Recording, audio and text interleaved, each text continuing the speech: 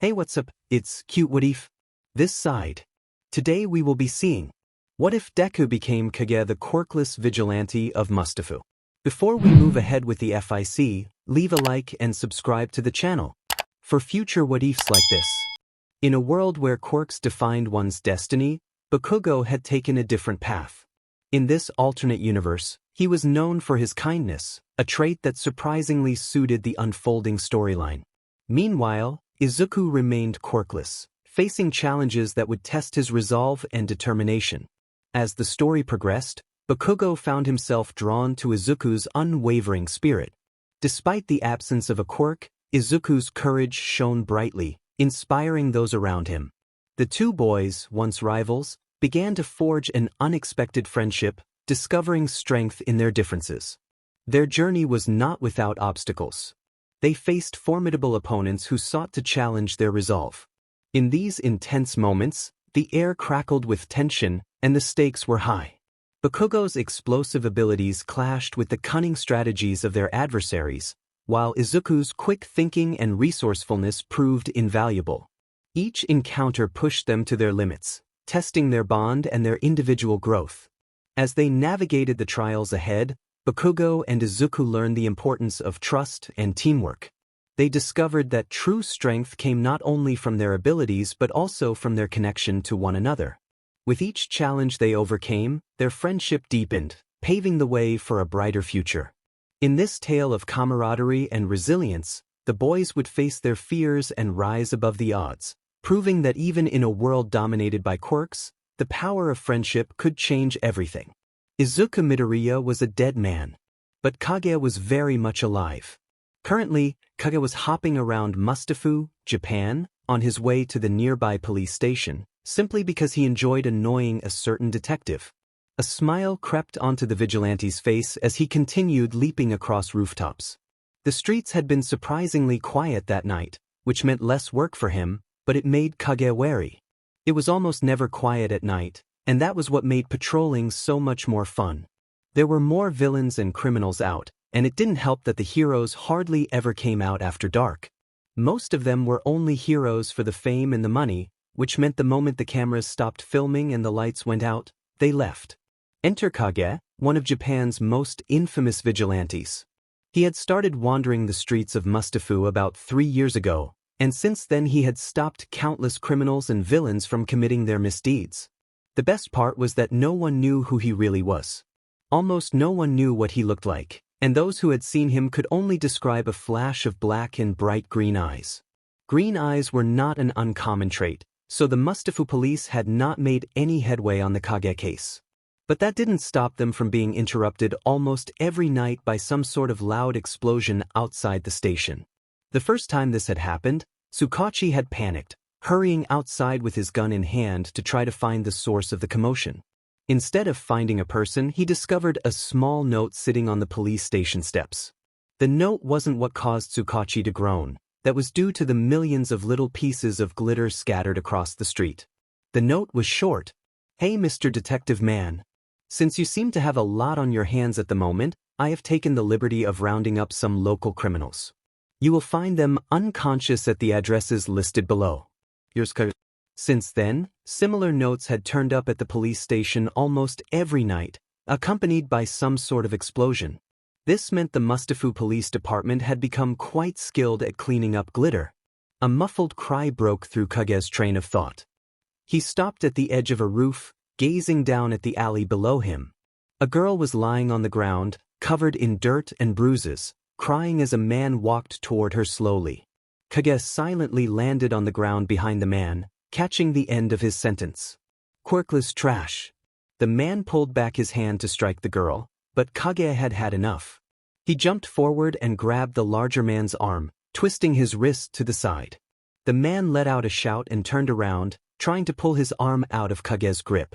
Suddenly, he felt a sharp pain in his hand, and glancing down, Kage saw what looked like a knife sticking out of the man's arm. It had sliced across the top of Kage's hand, not too deep, but enough for him to loosen his grip. The man pulled away quickly before jumping forward again, more blades seeming to grow from his skin. Kage leaped back, reaching behind him for something there. He closed his fingers around one of his eskrima sticks, pulling it out of the sheath on his back. Dodging another attack from the man, Kage rushed forward, jamming the stick into the man's gut. He pressed a small button on the side, and electricity shot out of the stick, shocking the man. He fell backward but somehow remained standing. That should have been enough to knock him out. The man yelled before charging again, this time pulling in all of his small blades to produce one long sword from the palm of his hand. Leaping out of the way, Kage narrowly avoided being skewered, but he felt a sharp pain in his side. So the huge blade hadn't missed him completely. I need to finish this quickly before I lose too much blood. I need to help that girl. Stepping forward, Kage pulled out his other eskrima stick from the sheath on his back. As the man charged him again, he stood there, waiting for the right moment.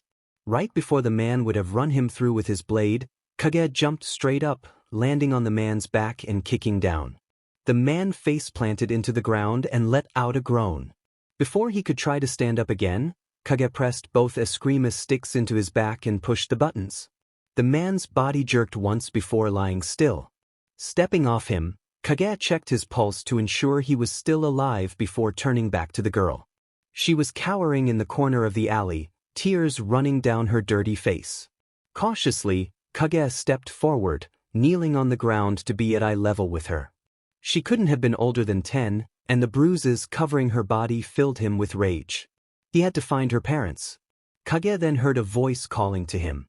Kage, step away from the girl. Kage sighed, straightening up and turning toward the voice. Parents would have been good, but a hero would work too.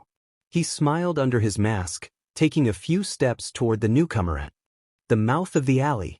The hero's face was shadowed, but his hair floated above his head. His eyes shone a dark red, cutting through the night.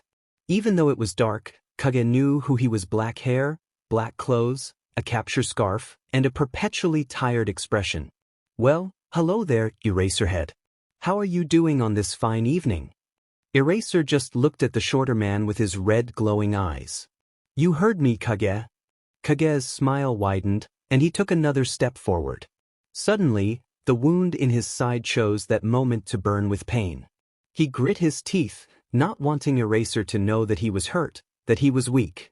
Because that was what he was, wasn't it? That was the reason he could never be a true hero. He was too.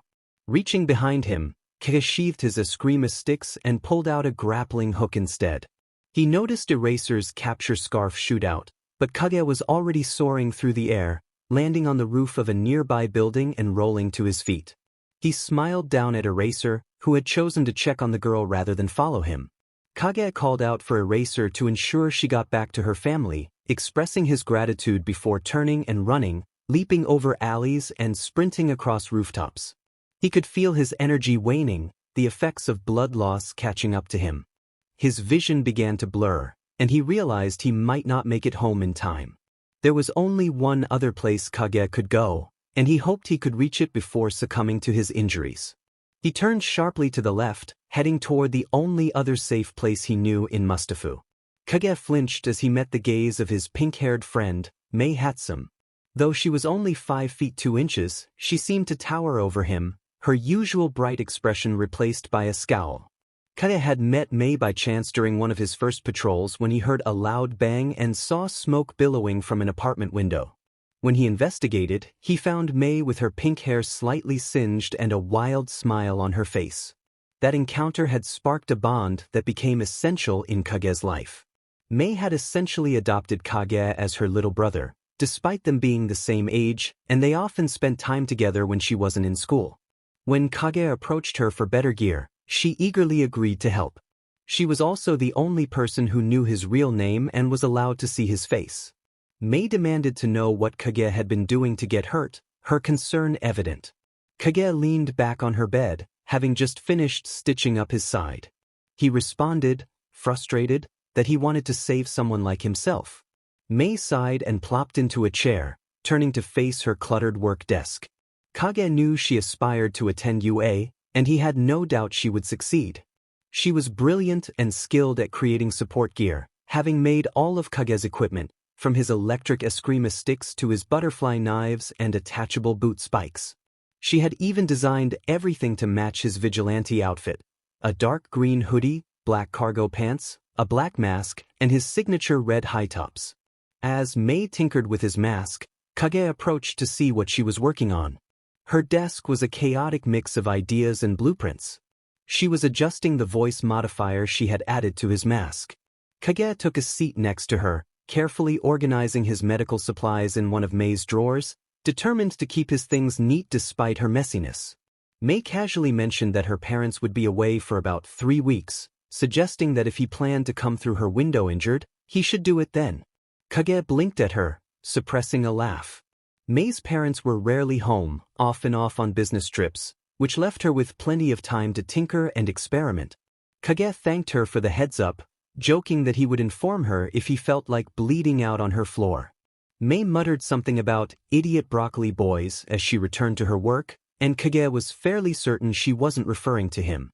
He stood up to put his shoes back on, and Mei spun around in her chair, tossing his mask at him. Kage wasn't quick enough to catch it, and the mask landed in his lap.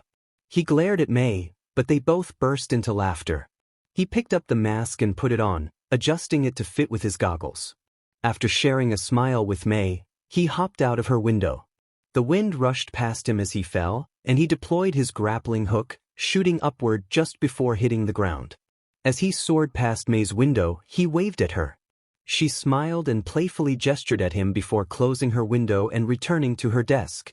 Kage felt grateful for her friendship. Though fatigue weighed on him, Kage knew he couldn't ask Mei for anything more that night. He made his way back to his apartment, each leap between buildings sending a sting through his side.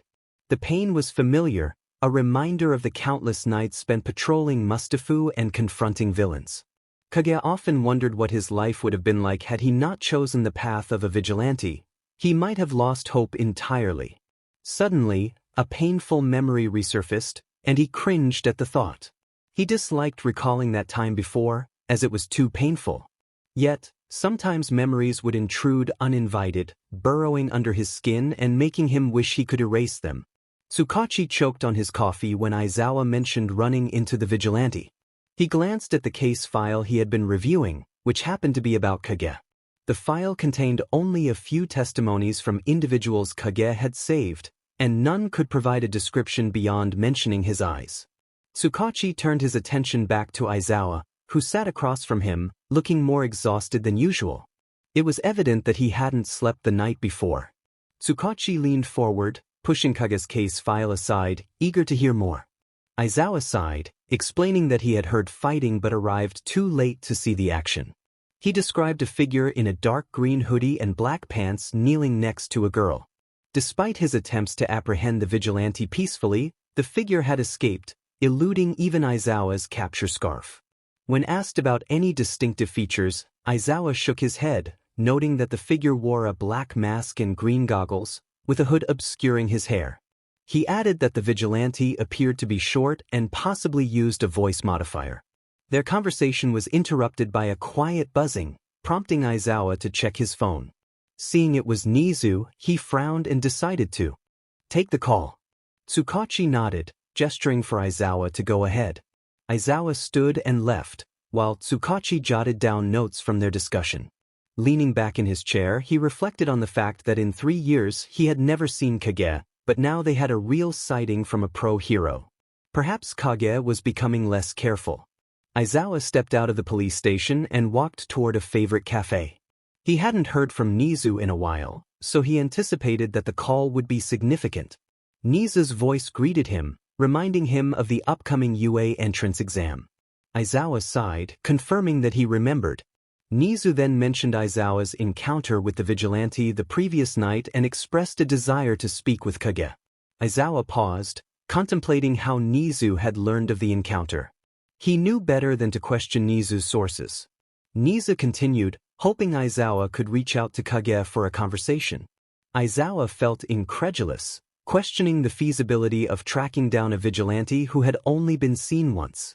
Nizu's cheerful response did little to ease his skepticism. Reluctantly, Aizawa agreed to try, though he couldn't guarantee success. After hanging up, he scowled at his phone, pondering how he would make contact with Kage without any leads. He knew he needed caffeine to think clearly. As he sat in the cafe, A young boy with curly green hair approached him. The boy had dark green eyes and a warm smile that felt slightly off. Aizawa recognized him from previous visits and noted the boy's nervous demeanor. Later, Izuku was asked by his manager, Yui, to close up the cafe for the night so he could help her brother with homework. He smiled and agreed, unable to say no to her. Yui had been kind enough to let him stay in the small living area above the cafe while he helped her run it, and he felt indebted to her. After locking up the cafe and turning off the lights, Izuku headed upstairs to his modest apartment. It was small, consisting of just a bedroom and a bathroom, but it suited him well. Yui never pried into his past or pressured him about school, which he appreciated.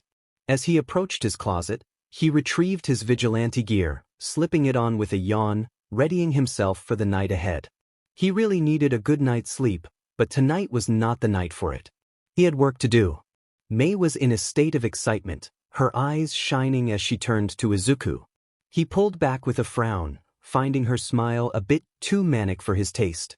She exclaimed that the UA entrance exam was in 5 days, which meant she had 5 days to create some new inventions to impress the examiners. Izuku groaned and flopped back onto Mei's bed.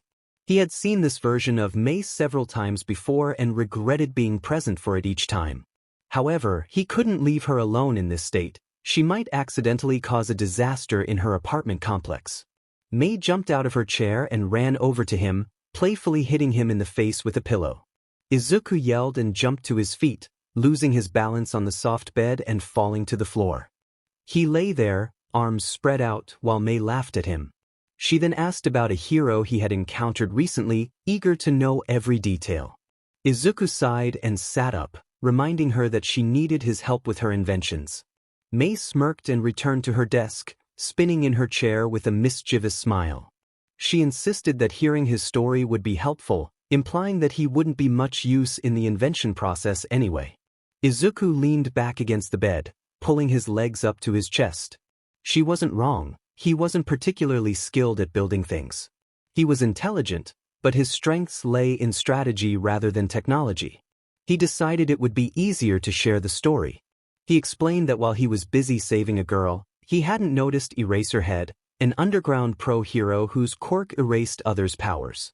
He recalled how Eraser's hair had been floating and his eyes glowing, suggesting he had been trying to erase Izuku's quirk, which was non-existent at the moment. He had left the girl with Eraser, believing she would be safe with a professional nearby. Mei whistled, commenting that it seemed like he was getting clumsy. Izuku stared at her, confused and slightly annoyed, questioning her reasoning. She pointed out that this was the first time he had been seen by anyone, especially a pro, implying he was becoming careless. He protested, reminding her that he was younger than her. Mei shrugged and returned to her work, but Izuku's mind began to drift. Perhaps he was becoming complacent, too accustomed to going unnoticed. He promised himself to be more careful in the future. However, he failed at being more careful. Kage was on his usual night patrol when he nearly collided with Eraserhead. Now, he found himself being chased across the rooftops of Mustafu, trying to evade the pro hero. Eraserhead called out, asking him to slow down, insisting he just wanted to talk. Kage froze, almost losing his balance but quickly regained his footing before jumping to the next rooftop. He turned to face Eraserhead, unsure if he could trust him but curious about what he had to say. Eraserhead informed him that Nizu wanted to speak with him and requested that he meet at UA on the day of the entrance exam. Kage's mind raced at the thought of the UA principal wanting to talk to him. He was intrigued but cautious. Looking Eraserhead in the eyes, he agreed to think about it, forcing a smile beneath his mask. He saluted mockingly before running across the rooftop, jumping off the edge and rolling to his feet. He made his way back to his apartment, ensuring Eraserhead wasn't following him. He would have liked to finish his patrol, but his mind was too occupied with possibilities. Climbing through his bedroom window, he removed his gear and decided to sleep on it, planning to formulate a strategy in the morning.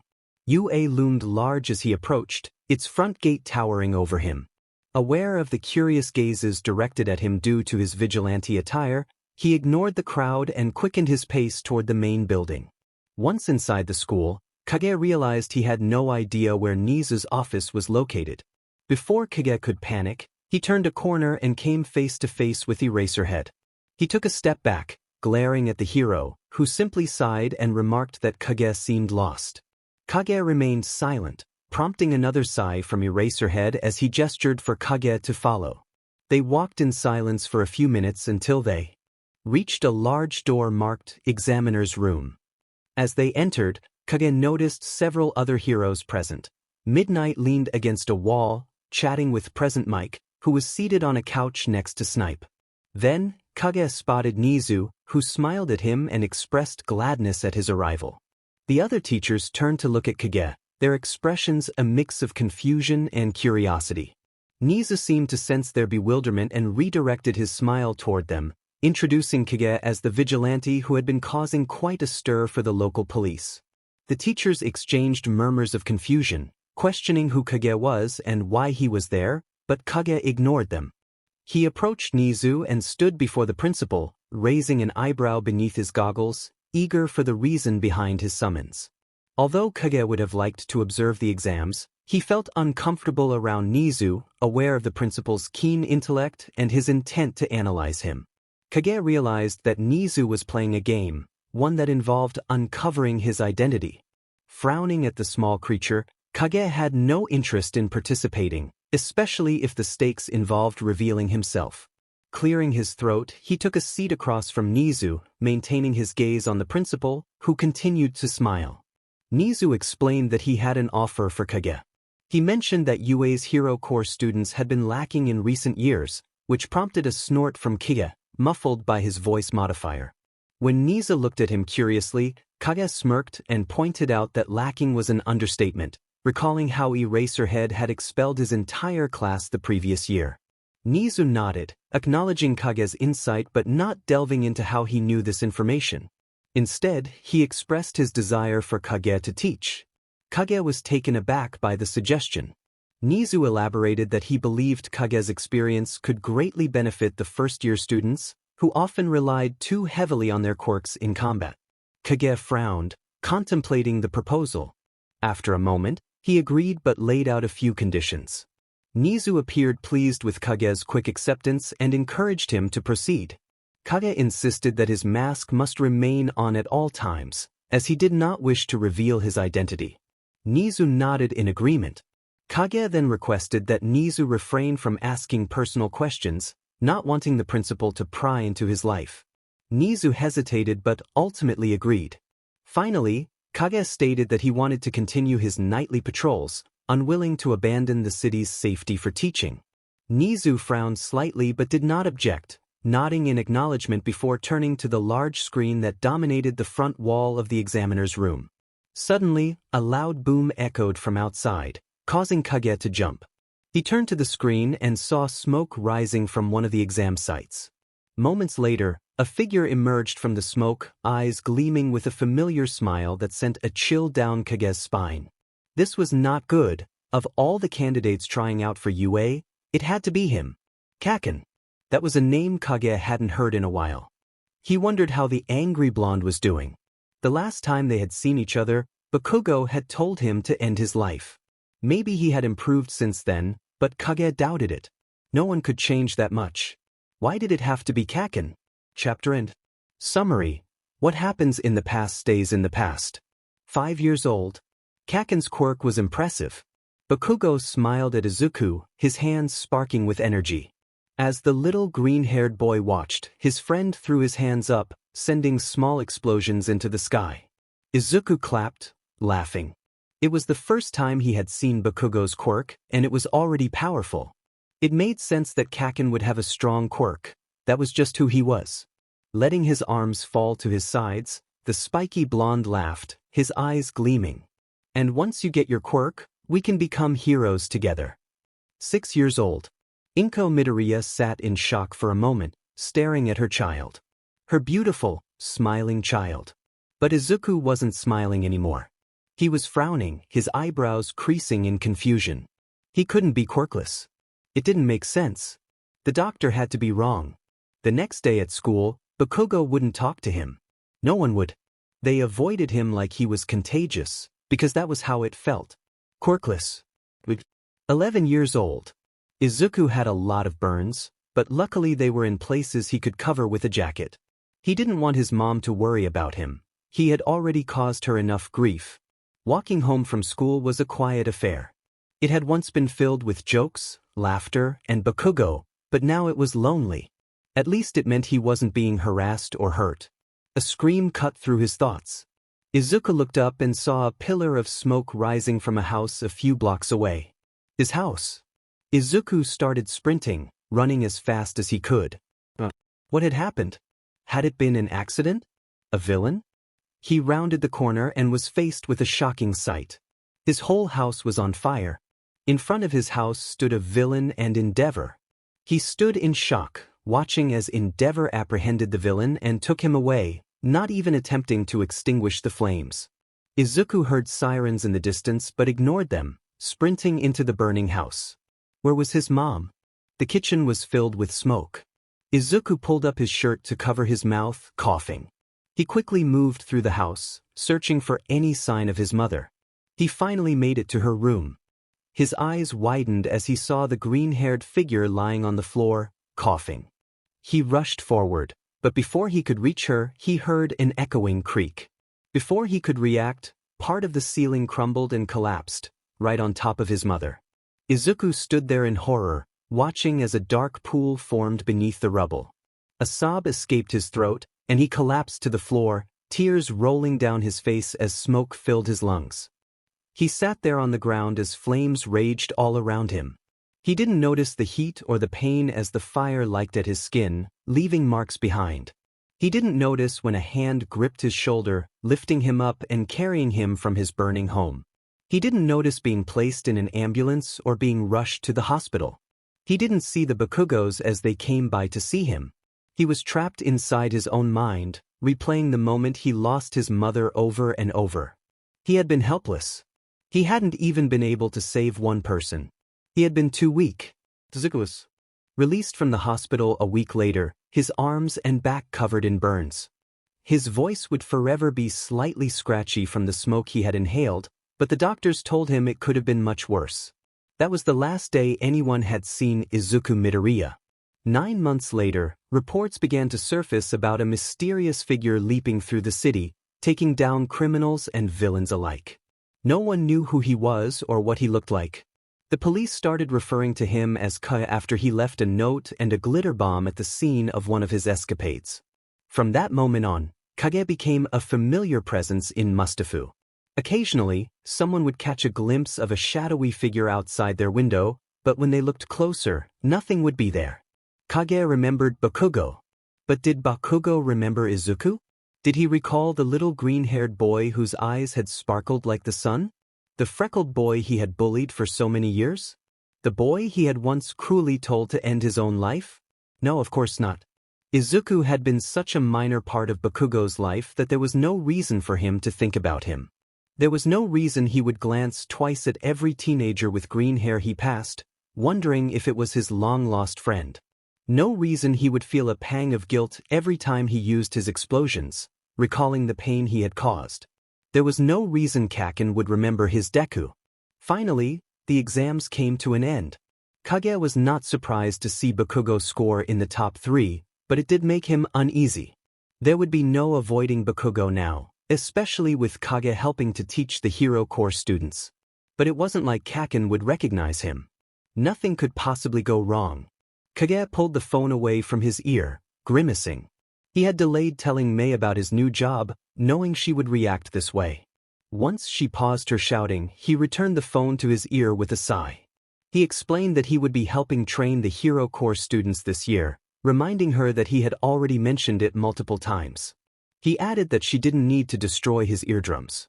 After a moment of silence, Mei huffed in response. She expressed her excitement, saying it would be fun to see each other every day now. Once she got into the UA support course, she could create new gear for him. Kage smiled, looking out at the city around him. Sitting on the edge of a rooftop might have been risky for an ordinary person, but Kage was anything but ordinary. The city was relatively quiet, with only a few cars passing below. He hadn't seen many criminals that night, which was unusual but not unheard of. If he was honest, Kage found it refreshing to have a night without life-threatening encounters. He could simply sit outside, chatting with his friend and enjoying the evening. However, others were having less favorable nights. In a dimly lit bar, Shigaraki sighed as he turned to the new voice that interrupted his thoughts. The bar was dark, illuminated only by a few flickering lights in the corners. He slouched over the counter, an empty glass in hand. The man standing in the doorway was tall, with spiky black hair and scars covering his face and arms. Shigaraki sighed again, gripping his empty glass tighter. It was Dabi, and he always seemed to bring bad news. Dabi appeared to be catching his breath, and Shigaraki waited impatiently, tapping his fingers on the counter. After a moment, Dabi straightened up, still breathing heavily. He mentioned a kid, and Shigaraki froze, his fingers pausing mid-tap. He knew exactly who Dabi was referring to, the kid who had been a thorn in his side for almost a year. The only kid who had ever escaped from the League. Midoriya. Shigaraki's voice was harsh, his gaze piercing through Dabi. The taller villain looked at him, evidently trying to regain his composure after apparently running all the way here to deliver the news. He was going to be at UA this year. Shigaraki's chair squeaked against the ground as he jumped to his feet, the empty glass in his hand disintegrating. The shock was evident in his expression. Dabi took a step back, looking nervous. Then another voice rang out, making both men turn towards the speaker. She was a short girl with dangerous eyes, her blonde hair pulled back in messy buns. When she smiled, her sharp canines flashed in the dim light. This was a good thing, she suggested. It meant they could take out two annoyances at once, and they could probably do it all in one day. Shigaraki froze, considering her words, before dropping back into his chair with a scowl. Toga was right. This was good news. Besides, all three of the villains had been hoping to encounter the green-haired boy again. Shigaraki glared at both Dabi and Toga in turn, declaring that they would continue as planned. It didn't make any difference to him, and it might even be easier this way. Toga smiled again, hopping out of her chair and skipping over to the door where Dabi stood. With the plan settled, she announced her departure, asking if Dabi was coming along. Dabi nodded before turning to leave, Toga following behind him. Shigaraki turned back to the bar counter, reaching out for his glass before remembering it was gone. He grumbled a curse, sweeping the remnants onto the ground. It was for the best this way. It would make their whole plan easier. Shigaraki glanced up at the translucent figure in front of him. The man's eyes glowed yellow, and his body was a swirling purple, lacking a distinct shape. The disintegration villain scowled at the bartender. He knew Kurogiri was right, but what if this messed everything up? What if that wretched teen interfered? What if Shigaraki couldn't end All Might? An evil smile slipped onto his face. He didn't need to kill All Might. He didn't need to do anything. He could just sit back and watch the chaos unfold. This was going to be fun. It was amusing to observe the reactions of the various hero classes when a well-known vigilante entered their classroom. Some students stared in shock, others attempted to use their quirks against him, while a few remained confused about the commotion surrounding them. Kage had started with the third-year students, then moved on to the second years. He wasn't there to assist them in training as they were already quite skilled, but Nisa thought it would be beneficial for him to see how the other classes operated before heading to the first years. Kage appreciated this opportunity, as he was apprehensive about meeting the first-year students and wanted to delay it for as long as possible. Before long, he found himself in the first-year wing, watching students pass by on their way to class. Fortunately, his first class would be easy. Taking a deep breath, he entered classroom 1H. As he stepped inside, he was immediately greeted by a loud explosion. Coughing, he waved the smoke away from his face, quickly deducing who was responsible for the chaos. Spotting a familiar mop of pink hair, he saw Mei precariously balanced on a chair, trying to avoid falling as she tinkered with what appeared to be support gear. The cause of the explosion remained a mystery, but Kage found comfort in the familiarity of Mei's antics. He approached her and lightly tapped her on the shoulder, barely suppressing a smile. He suggested that perhaps she should refrain from blowing up the whole school. Mei blinked at him for a moment before grinning mischievously. She had already promised to pretend she didn't know him, so he felt secure that she wouldn't reveal his identity. Despite what others might think, Mei was quite adept at keeping secrets, primarily because she enjoyed knowing things that others did not. The pink-haired teenager hopped off the chair, her face smudged with grime from the explosion, yet still smiling. Winking conspiratorially at him, she walked over to one of the work desks. Kage's attention shifted momentarily as he surveyed the other students in the classroom.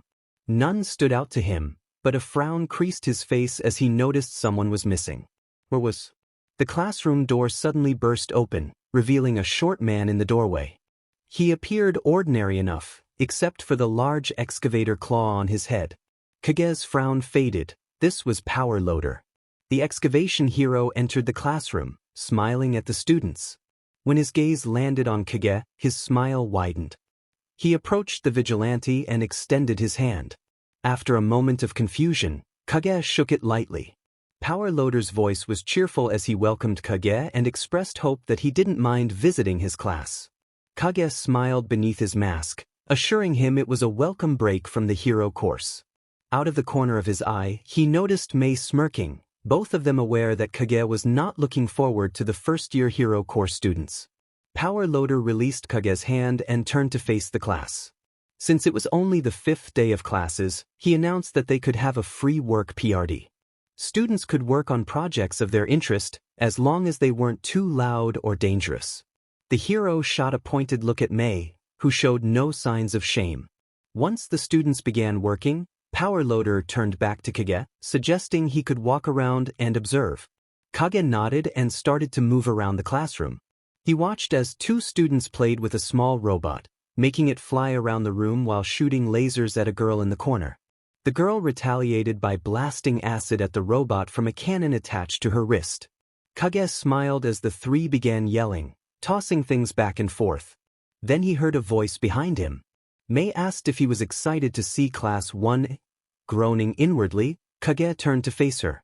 She was back to fiddling with the support gear she had blown up earlier, pulling out wires and adding sheets of thin metal. Her smirk was filled with mischief, and Kage sighed, plopping down in the chair next to her. None of the other students seemed to pay him any special attention, so he felt it was safe to talk with Mei. He claimed he had no idea what she was talking about. Mei glared at him, nearly smashing her finger with a hammer. After cursing under her breath, she returned to her work, mentioning a friend of his named Kakaf. Kage responded with a teasing remark about her sneezing. Mei playfully whacked Kage on the back of the head with a wrench, causing him to yelp and lightly smack her arm in return. She laughed at him. He clarified that the friend's name was Bakugo and insisted he did not want to see him. Mei frowned, fiddling with a wire, and remarked that he seemed excited about it yesterday. She couldn't tell if he was nervous or excited. Kage sighed again, resting his face in his hands. Why did Mei have to be so perceptive? It was true he felt nervous about seeing Bakugo again, but there was also a hint of excitement. Even though Bakugo wouldn't recognize him, Kage couldn't reveal his identity. Not that Bakugo would remember him anyway. That thought both comforted and annoyed him. He wished Bakugo would remember him, but why? They had never truly been friends since childhood, and Kage had disappeared so long ago. Bakugo had likely forgotten all about him. It was probably for the best anyway. All too soon, Kage found himself standing outside his last class of the day. Taking a deep breath, he pushed the classroom door open. Inside, 20 students were seated in neat rows of 5. Out of the corner of his eye, Kage noticed a boy with spiky blonde hair engrossed in a book, but he chose to ignore him.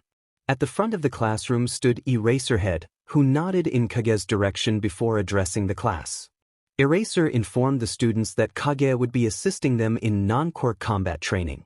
He mentioned that their other assistant teacher would be arriving shortly. Just then, a loud bang echoed from the door, causing everyone to turn and face the newcomer. Kage felt his heart sink. Just when he thought his luck couldn't get any worse, the door swung open dramatically, and the voice of the newcomer boomed through the room. It had to be All Might. All Might walked into the room, brushing right past Kage, who was trying to blend into the shadows. Why was All Might here? Kage couldn't believe his bad luck. Everyone in the classroom seemed to gravitate towards the hero, as if he were a planet. Everyone loved All Might. He was the symbol of peace. But Kage could never admire the blonde hero again, not after that day. At 10 years old, Izuku left the hospital with his arms wrapped in bandages. They did little to stop the pain of movement but at least shielded his burns from curious gazes. His vision was still a bit cloudy from the smoke, but the doctors assured him it would clear up in a few days. It made it hard to see where he was going. So hard that when he ran straight into the #1 hero, he didn't recognize him at first. Not until he heard the booming voice that vibrated through his head, causing him to step back in wonder. All Might towered over him in his hero costume, his cape billowing dramatically. His smile was so wide. It took up half his face, and it was no wonder villains were afraid of him. Izuku blinked the sun out of his eyes, staring up at All Might. He mumbled that he was fine, looking down at his shoes. Any other day he would have been thrilled to meet his favorite hero, but not today. A plan was already forming in his mind, a plan that no hero could know about, a vigilante plan. All Might turned to leave, and an idea struck Izuku. He called out to All Might, who turned back to face him, stopping in his tracks. He asked if Izuku wanted his autograph. Izuku froze, trying to figure out how to phrase his question. Finally, he asked if it was possible for someone to become a hero without a quirk. Though All Might's smile remained, his expression turned sad. He looked down at the green-haired boy with pity in his eyes. Izuku hated pity. When All Might finally spoke, his voice was softer than before. He said no, and then he turned and disappeared into the sky, leaving the small boy to stare after him, tears welling up in his eyes. In the present day, Aizawa had ushered his class outside to ground beta, where they lined up. The hobo hero walked down the line, reading out each person's name and quirk for the benefit of the two assistants. Bakugo almost snorted. Here he was, faced with All Might, his favorite hero, yet the short guy next to him seemed to be getting more attention. There was something familiar about him, but Bakugo ignored it. He had never met the vigilante, only hearing stories from his friends. Honestly, the explosive blonde was unimpressed. He had expected someone bigger, not a skinny guy in a hoodie and pants. But Bakugo wondered about the vigilante's gear. It looked professionally made, and he doubted Kage had the supplies to create it. Who had willingly helped a wanted vigilante by making them support gear? A crazy person, no doubt. When Aizawa called Bakugo's name, he thought he saw Kage flinch, but when he glanced over, the vigilante looked completely normal. It was probably just a trick of the light. Finally, Aizawa finished his list and faced all the students. Bakugo turned his attention to his teacher, momentarily forgetting about the vigilante. Aizawa announced that they would be doing combat training, with each student facing either Kage alone or All Might with a partner. He would assign opponents and partners as needed. Bakugo scoffed, confident he could beat All Might by himself. But in the end, he was assigned to fight Kage and had to go last. The explosive blonde watched in boredom as the pairs went first. Pinky and Shitty Hair lost to All Might, as did Headphones and Dunce Face. After the partners finished, the first few of Kage's opponents went. Surprisingly, no one managed to beat him, even though he didn't seem to use a quirk. The only one who came close was Darkness, but even he lost. Finally, it was Bakugo's turn. He walked over to the designated area. Stepping into the arena circle, he observed his opponent. There was definitely something familiar about the vigilante, but he couldn't quite place it. Under the mask, Kage seemed to smile at him or maybe smirk. It was hard to tell. The vigilante wouldn't meet his eyes, which annoyed Bakugo to no end. He was determined to defeat this extra without breaking a sweat. Suddenly, a voice broke through Bakugo's thoughts. Kage wished him luck, saying may the best hero win. Bakugo scowled at the vigilante, who still wouldn't look straight at him. He simply replied, whatever. Kage was impressively skilled, managing to dodge every one of Bakugo's explosions with apparent ease. This infuriated Bakugo, as no one had ever evaded his attacks for so long. Finally, in a moment of sheer determination, Bakugo charged straight at Kage. Just as Kage leaped into the air, Bakugo instinctively raised his hands and unleashed an explosion overhead. He heard a hiss and turned to see Kage on his knees, clutching his right arm with his left. Bakugo had landed a hit, albeit unintentionally. When Kage released his grip on his arm, Bakugo was struck by the sight of numerous burn scars that marred his skin. The sleeve of Kage's hoodie had partially burned away, revealing a forearm covered in scars, most of which appeared to be burn marks, while a few looked like they were from blades. So distracted by Kage's arm, Bakugo didn't notice when the vigilante stood and approached him, pushing him back a few steps. Bakugo stumbled, glaring up at Kage, who met his gaze with an intensity that felt familiar yet unsettling. Kage's voice was flat as he declared that Bakugo was out of bounds before turning away, leaving Bakugo stunned. Had he really lost? The encounter had ended so quickly. He couldn't understand why he had allowed himself to be distracted by the scars. They reminded him of someone from his past, an old friend he hadn't seen in years. Bakugo's mind drifted back to a memory from his childhood. At 10 years old, he had been eagerly waiting to visit Izuku. The news of his friend's condition had weighed heavily on him, and he had longed to express his feelings, to apologize for everything he had done. When they arrived at the hospital, it was surprisingly busy for a weekend. A villain had caused chaos, impacting many lives before being apprehended. Bakugo's fists clenched as he recalled the flames that had engulfed his friend's home, an image that haunted him. Entering Izuku's hospital room, Bakugo followed his mother closely. The green-haired boy sat in a hospital bed, dressed in a t-shirt and sweatpants, his hair a tangled mess. Though Bakugo noticed the burns and scars on Izuku's arms, his attention was drawn to Izuku's eyes, which appeared vacant and distant. As Izuku turned to face them, it felt as if he was looking through them, not truly seeing them. Bakugo shivered and took a step forward, reaching out instinctively. But Izuku flinched back, a flicker of fear crossing his face. Guilt surged within Bakugo, overwhelming him. He wanted to meet Izuku's gaze, to apologize for the pain he had caused, but the words stuck in his throat. Just then, he felt a gentle tug on his wrist and looked up to see his mother smiling down at him sadly. She suggested that perhaps it wasn't the best time to visit, assuring him they could return soon. Bakugo nodded, but internally he battled with his emotions. He couldn't leave yet, he hadn't apologized. He hadn't acknowledged the hurt he had caused. Numbly, he followed his mother out of the hospital and into the car. The drive home was silent, the unspoken words lingering in the air between. Bakugo tried to shake off the unease as the hospital faded from view. He promised himself he would return, and this time he would find the courage to speak. Kage sat up with a gasp, his vision slowly returning. He found himself in an unfamiliar room that resembled a hospital, and panic surged within him. He despised hospitals.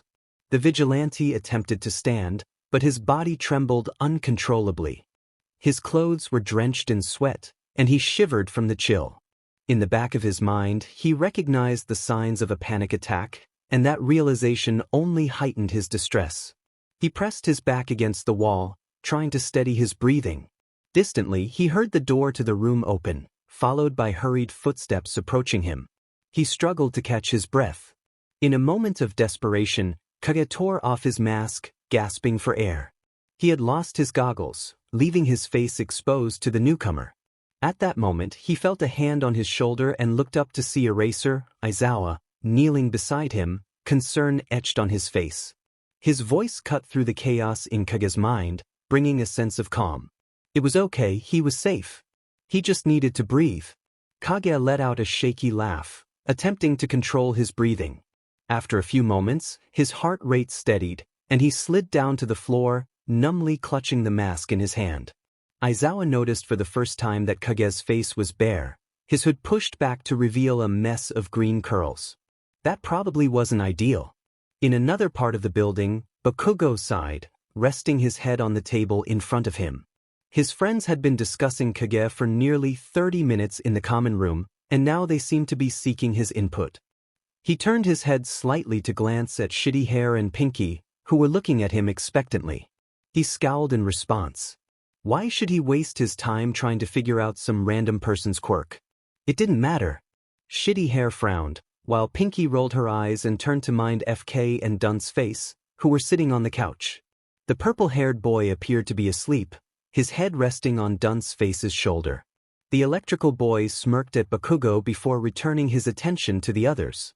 Maybe it's a mental quirk, like Shin's? something that wouldn't really be noticeable in a fight. Pinky nodded, perching on the arm of a chair, while Shitty Hair took a seat in the actual chair.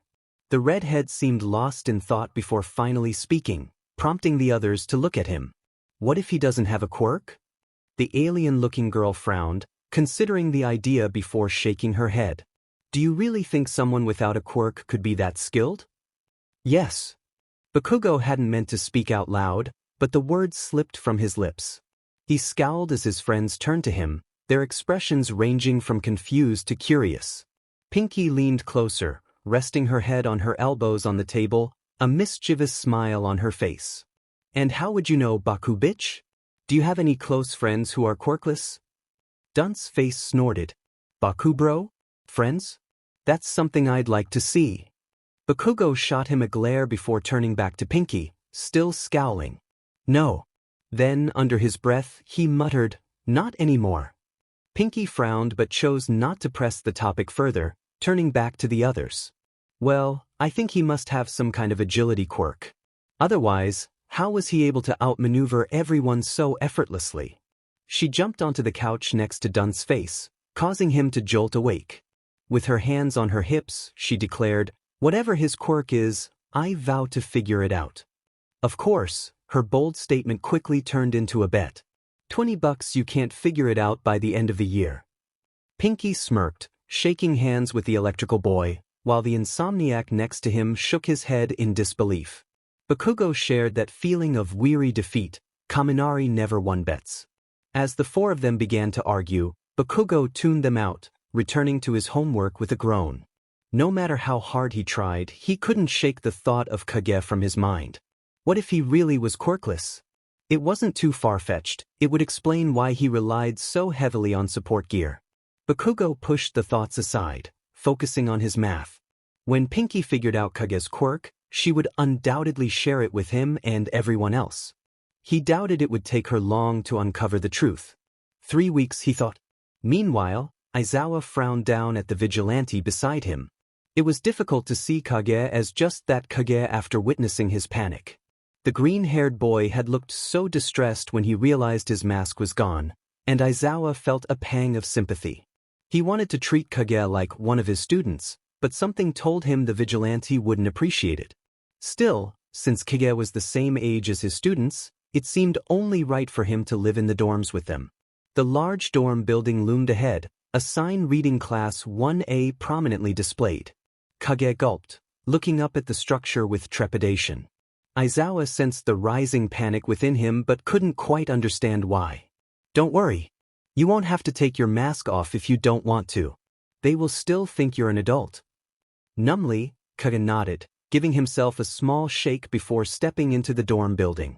It was quiet as the students of Class 1A were occupied in their lessons, and this fact seemed to ease the vigilante's mind. Kage preferred to avoid any confrontations with the students, especially with a certain fiery blonde. He quickly ascended the stairs to the bedroom levels. At the end of the hall was an empty room, and when he opened the door, he found himself in his own bedroom. He blinked in surprise, taking a moment to spin around and take in the familiar surroundings. The room was a perfect replica of his space at the cafe, even down to the neatly arranged medical supplies tucked away in a corner beside his bed. He turned to Aizawa, casting a questioning glance at the hero. Aizawa wore a sly smile, hinting at secrets unknown. Kage frowned but chose not to press the matter further. He pushed Aizawa out of the room and closed the door behind him. With a singular focus, he set about cleaning himself up. It had been 2 days since his last shower, and his clothes bore the remnants of his recent struggles. His mind was clear, he needed to get clean and rest. After some time had passed, Kage found himself in the teacher's lounge during lunch when an alarm suddenly blared. The other teachers around him stood up in confusion. Kage turned to Aizawa, who was already on his feet, making his way toward the door leading to the school grounds. Intrigued by the commotion, Kage followed closely behind. Upon reaching the gate surrounding UA, Kage's attention was drawn to a throng of cameramen and reporters crowding the entrance. Normally, a thick gate would have barred the way, but it was conspicuously absent. Kage observed from a distance as Aizawa and a few other teachers worked to disperse the crowd.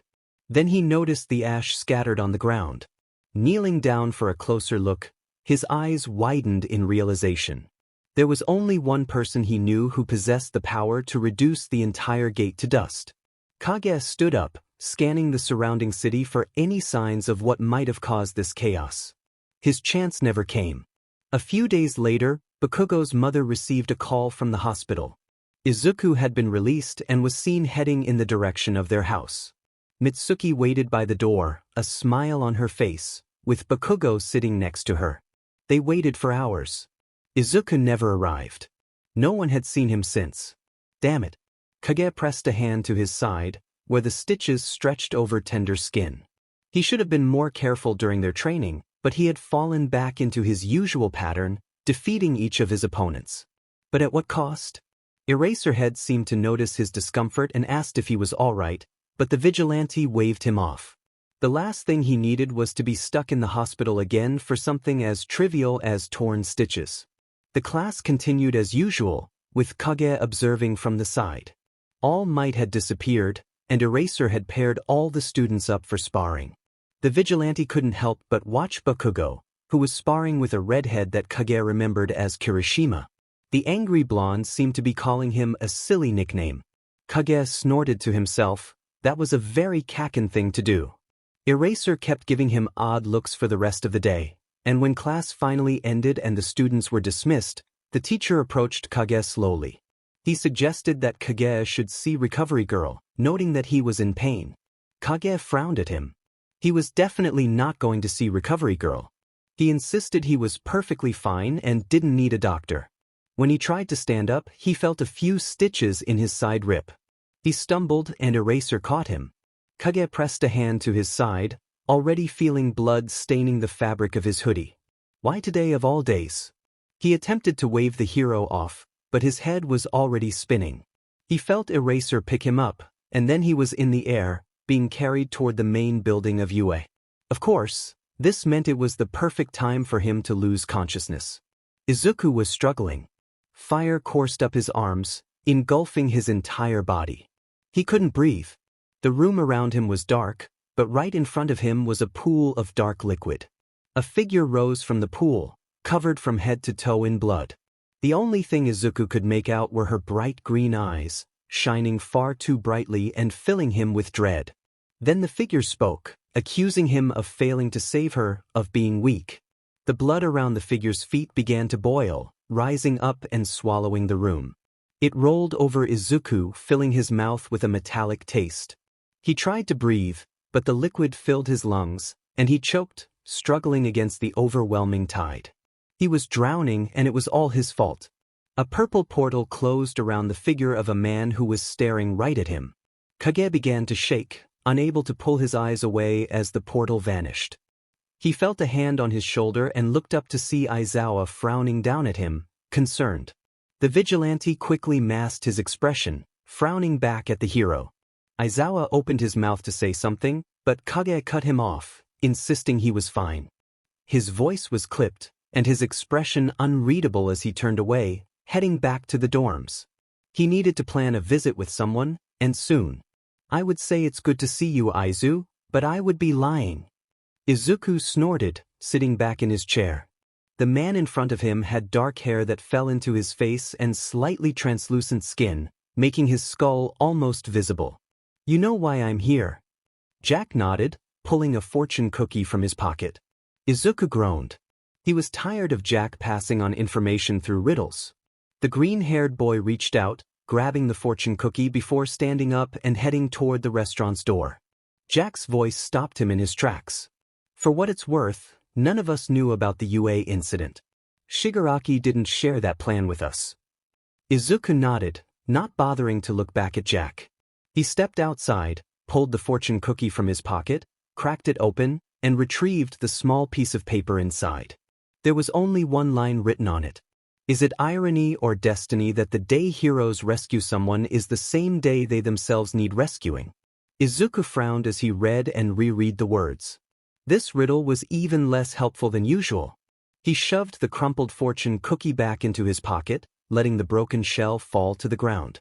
He pulled up his mask and strapped on his goggles. He would think about the riddle later. Right now, he had a job to do. Mustafu still needed a vigilante. Tsukachi's voice came through the phone, sounding more tired than usual. He had not heard from Aizawa in almost a week, and worry had begun to settle in. Kage himself seemed to be out and about less and less. Tsukachi sat up, suddenly more interested.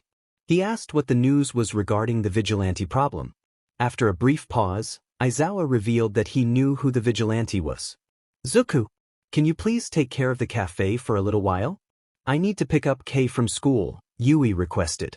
Izuku smiled at her and nodded slightly. The cafe wasn't crowded, only 2 people were sitting at a table, sipping tea. He could manage until Yui returned. She smiled back at him before rushing out the door. As he turned around, expecting to hear the bell ring as the door closed, he was met with silence. Frowning, Izuku faced the front of the cafe, and his stomach dropped. Aizawa walked through the door, and right behind him was Tsukachi. Good morning, Tsukachi said, indicating they needed to talk. He smiled warmly down at Izuku, but the freckled boy only nodded in response. He turned and waved them into the back room, anticipating an interesting conversation. Once the door closed behind them, Izuku whirled around to glare at Aizawa. He demanded to know if Aizawa had told Tsukachi about him. Aizawa frowned back, stating that he had to inform him since Izuku was a wanted vigilante and still a kid. Izuku directed his glare at Tsukachi, who had taken a seat by the back desk. The detective's smile did little to ease the tension. Izuku walked around the desk and sat down, while Aizawa took the chair next to Tsukachi, keeping his gaze fixed on the young vigilante. Whatever you have to say, just get it over with. I have work to do, Izuku insisted. Tsukachi sighed and leaned forward in his chair. Izuku didn't want to meet his eyes, but he forced himself to do so. The detective's warm, almost fatherly smile only made him more anxious. He hoped this would be over quickly. Tsukachi was surprised. Kage had not lied during their conversation, but he had not been entirely open either. It shocked the detective to learn that Aizawa knew who the vigilante was and that the one causing so much trouble for the police was a kid, the same age as Aizawa's students. The detective reviewed his notes before glancing at Aizawa, who remained focused on the boy behind the desk. When Aizawa turned to face him, he asked if he was going to be arrested. Izuku's smile was weak, and his face looked worn, as if each question added more weight to his shoulders. Tsukachi tried to smile back but received a frown in return. No, Tsukachi replied, surprising both Izuku and Aizawa. They stared at him, confused. Tsukachi continued, explaining that since Izuku was still underage, any attempt to put him in prison would likely fail. Additionally, he was quirkless, which meant they could not technically charge him with vigilantism. Finally, both Mustafu and Yue still needed him, and it would be wrong to arrest him. For now, he would have to turn a blind eye, but he had one request. Izuku perked up, feeling a bit of the burden lift. He asked what the request was. Tsukachi expressed that he wanted Izuku to work towards getting a hero license. Izuku frowned, questioning how he could do that without a quirk. Tsukachi smiled, assuring him that he believed he would manage. He concluded that was all he had for now and expected to be in contact with Izuku again. The green-haired boy looked shocked and asked how Tsukachi knew about him. The detective explained that he knew a bit about the Midoriya case and expressed relief that Izuku was all right. He extended his hand for a handshake, and after a moment of hesitation, Izuku took it, offering a slight smile. As Tsukachi walked out of the cafe, he let out a small laugh. Aizawa gave him a questioning look, and the detective simply shook his head, smiling. So, after all this time, Izuku Midoriya was alive. What a pleasant surprise. Kurojiiri inclined his head, purple smoke rising around him as Shigaraki smiled crookedly. The USJ was an impressive building. The domed structure towered over Class 1A as they disembarked from the bus, chatting and laughing among themselves. Kage was the last to step off, trailing behind Aizawa. He felt a sense of responsibility for the students, even if it was a bit odd since they were the same age. As they entered the glass-covered dome, Kage noticed the rescue hero 13 standing before them. He felt a rush of excitement. 13 was one of his favorite heroes. Their powerful quirk, dedicated to rescuing and saving people, left him in awe. Kage shook his head, trying to concentrate on Aizawa's words, but the surroundings distracted him. The facility featured at least 7 different training areas, each with unique terrains. He spotted a lake, crumbled buildings, a mountain, and what appeared to be an old amusement park. Initially reluctant about the trip, he now found himself wishing he could train as well. However, something nagged at him, like having all the pieces to a puzzle without fitting them together. He decided he could sort it out later. It probably wasn't important at that moment. The group was in disarray again. Aizawa had stopped explaining the plan and was now moving around, organizing everyone into groups. Bakugo found himself stuck with Dunce Face, Shitty Hair, and Pinky. Tape Face had been separated from them, and after much dramatics, Aizawa had finally managed to calm them down by threatening to send them back to school. Now, the 3 members of the newly dubbed Baku Squad were debating Kage's quirk. Pinky insisted it was a mental quirk, while Shitty Hair argued it had to be something physical, pointing out Kage's agility. Dunce Face remained silent, and when Pinky pressed him about knowing any quirkless individuals, he admitted he didn't know any. Pinky then recalled a previous conversation and approached Bakugo, placing a hand on his shoulder with a knowing smile. She asked about a quirkless person he had mentioned before, curious about their name and personality. Bakugo glared at her momentarily before relenting, revealing that the person's name was Izuku and that he had been a childhood friend. Bakugo noticed Aizawa stiffen at the mention of Izuku, but when he glanced over, Aizawa was already moving towards Kage. He returned his focus to Mina, who was frowning at him, questioning why he spoke about Izuku as if he were gone. Bakugo's response was sharper than intended, causing Mina to flinch. He struggled with the memories of the police officers declaring Izuku missing and presumed dead, but he couldn't accept that.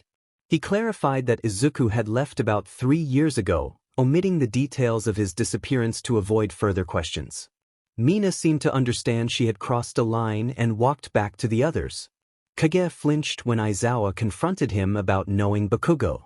He had anticipated this moment but was still unprepared for the teacher's annoyance.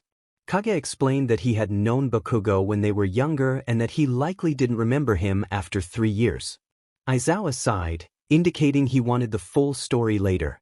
Suddenly, they heard shouting and commotion. Turning around, they saw purple portals opening around the students, and figures began to emerge. Kage took a step back, his expression betraying his fear. Aizawa noticed and glanced at him, realizing that whatever frightened Kage was a cause for concern.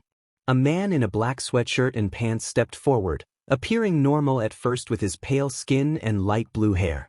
However, the unsettling details of his appearance quickly became apparent. Severed hands clung to his arms and even one on his face. Kage recognized him immediately. This was the man who had caused him immense pain, the one who had nearly taken his life countless times. This was Shigaraki. In that moment, a realization struck Kage. The lines from the fortune cookie echoed in his mind. Is it irony or is it destiny? But the day where heroes rescue someone is the same day that they themselves need rescue. Jack had been trying to warn him about this attack, and he had completely failed to recognize it. Kage found himself frozen in place, staring up at the nightmare before him. Memories flooded his mind as Shigaraki continued to monologue. Shaking his head to clear his thoughts, Kage knew he couldn't afford to get lost in his memories now. The students needed him. He stepped forward, pushing through the class, who were all frozen in shock, their eyes fixed on Shigaraki.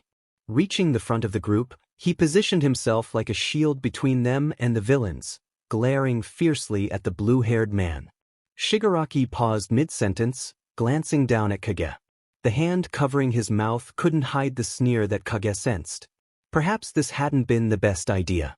The students behind him began to whisper among themselves, but Shigaraki's attention was solely on Kage.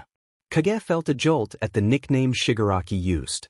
He knew his real name, yet he always resorted to that irritating moniker, even while threatening him. Memories tugged at Kage's mind, but he pushed them away. He had to focus on protecting the students. Kage challenged Shigaraki, suggesting he turn around and leave through Kuri's portal, urging him to forget the situation entirely. Shigaraki scowled down at him, but Kage couldn't help but smile. Annoying the villain was a good sign. It meant Shigaraki hadn't changed since Kage had known him. He could use that to his advantage. Kage pressed on, urging Shigaraki to come down and fight him directly, questioning if he was scared. Shigaraki's laughter was a harsh sound that grated on Kage's nerves. He needed to redirect the conversation before Shigaraki revealed his real name. Kage asked Shigaraki why he was there. Shigaraki's grin was menacing as he declared he was there to kill All Might, questioning where the hero was hiding. Kage was taken aback for a moment before bursting into laughter. Shigaraki had come expecting All Might, but he wouldn't find him here. It was unexpected karma, but Kage felt a wave of relief wash over him. If Shigaraki couldn't achieve his goal, Kage had already gained the upper hand. Kage informed Shigaraki that All Might was not present and questioned if he had relied solely on the hero to save the day. Shigaraki's scowl deepened, and he revealed he had a surprise for Kage, commanding a massive creature known as Nomu to attack. Kage's heart sank as the enormous creature emerged through the portal, larger than any Nomu he had faced before. This could be a serious problem. The Nomu charged past Kage, heading for the students before he could react. He turned just in time to see portals opening around the class, dropping them into unknown locations. Aizawa was on the creature in seconds, attempting to ensnare its legs with his capture scarf. Kage knew it would be futile, but before he could warn Aizawa, the pro was sent flying across the area. Kage watched in desperation as the Nomu turned its grotesque face toward him, a twisted smile forming. He had never fought one this large before. Determined, Kage reminded himself that there was a first time for everything. He waited until the Nomu was almost upon him before leaping up and over it. In midair, he pulled out his grappling hook and shot it at the creature's neck. While it didn't pierce the skin, it wrapped around its neck, propelling Kage forward to land on the creature's back. He secured his legs around the Nomu's neck and drew his escrima sticks, jabbing them into the creature's head. Gritting his teeth, he pressed the button to activate the electricity, feeling the surge as Mei had increased the voltage of the sticks. This turned out to be very helpful. The Nomu let out a loud cry as smoke rose from its exposed brain. It managed to reach behind it, grabbing Kage around the waist and throwing him into the air. Before he could react, the vigilante felt himself falling. Something snagged his waist, jerking him sideways and causing him to land hard on the deck of a ship. Blinking, he looked up at the two students standing over him, Tsuyu and Shinso. Kage groaned, placing a hand against his ribs. It felt as if a few had been broken or crushed. Wonderful. Tsuyu's voice jolted him from his thoughts as she asked if he was okay. He nodded, pushing himself to his feet while ignoring the sharp pain in his side. Frowning, he looked over the side of the boat. He had landed in the lake sector, and since there were students here, the other class members must have been placed around the rest of the USJ. He noted the concern in Tsuyu's expression and could sense Shinsu's worry as well. A plan began to form in his mind, something reckless and dangerous. He grinned beneath his mask. This was going to be a wild ride. Kage glanced over his shoulder at Tsuyu and Shinso, who both nodded, their faces set in serious expressions. It was almost amusing how quickly they had shifted their moods. Kage had plenty of experience in suppressing emotions. With a determined shout, Kage jumped over the side of the ship, heading toward the water below. Just before hitting the surface, he dropped the compression bomb he was holding. As villains surged up to meet him, there was a loud bang followed by a sking sound. The water beneath him suddenly vanished, and Kage shot the grappling hook in his other hand. He felt it make contact, swinging him up and out of the way as a whirlpool of water erupted, sending villains flying in every direction. Kage landed on a rock in the mountain sector, smiling down at his handiwork.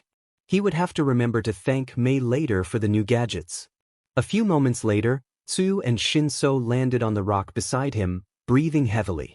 Kage complimented their efforts, and they nodded in response, with Shinso managing a small smile. Kage remarked that it had been quite fun. Just then, a loud boom caused the mountain beneath them to tremble.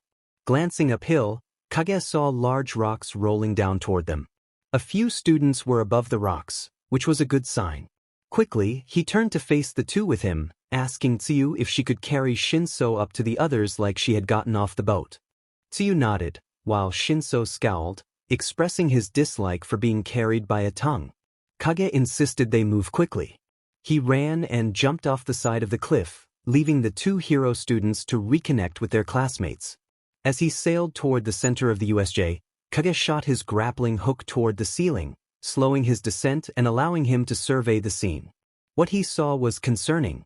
Aizawa appeared to be struggling against Shigaraki, and near the fallen Nomu, Bakugo, Todoroki, and Kirishima were engaged in battle with three other villains: Twice, Dabi, and Toga.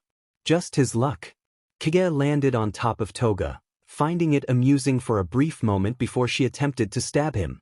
He jumped back, receiving a shallow slash across his already injured ribs. Gritting his teeth, he refused to admit to any pain. Toga got to her feet, smiling at him and commenting on the danger of knives. Kage grimaced at her. Bakugo, who had been fighting Toga, seemed displeased at being ignored. He charged at her from behind, raising his hands to unleash an explosion. Toga dodged, causing Bakugo to barrel past her. Kage caught him before he could fall, holding him back as he tried to charge again. When Bakugo turned to glare at him, Kage glared right back, insisting that this approach wouldn't work any better a second time and urging him to work with him. Toga's playful voice broke through their tension, drawing their attention.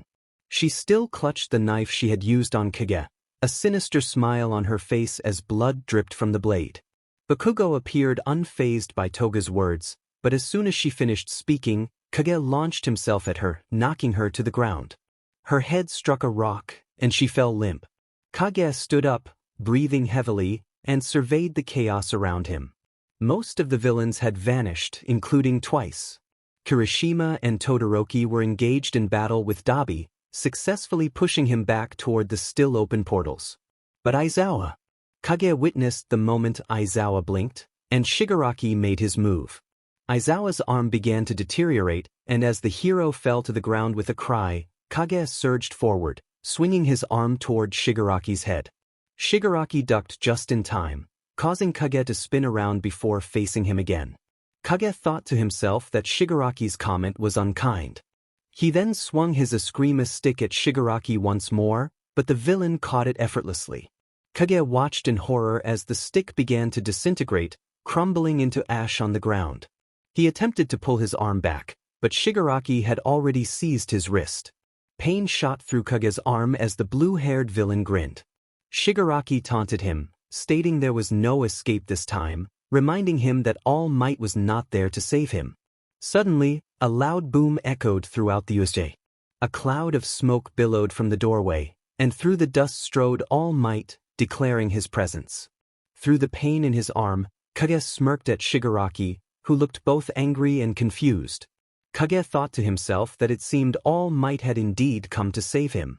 Then he collapsed to the ground, his mind fading into darkness. A week after the USJ incident, Kage was released from UA's hospital wing. Recovery Girl had only needed about 3 days to heal his wounds, but she insisted he rest a bit longer. Now, he stood in front of Class 1A, reaching out to open the door. He recalled the first time he had entered this classroom, feeling more nervous than he had anticipated. But now, he felt more confident. If they hadn't discovered his secret yet, the students of 1A likely weren't trying to uncover his identity. As he entered, a flurry of questions bombarded him. The students crowded around the door, eager to know if he was quirkless, if they could call him Zuzu, how he knew the villains, and his age.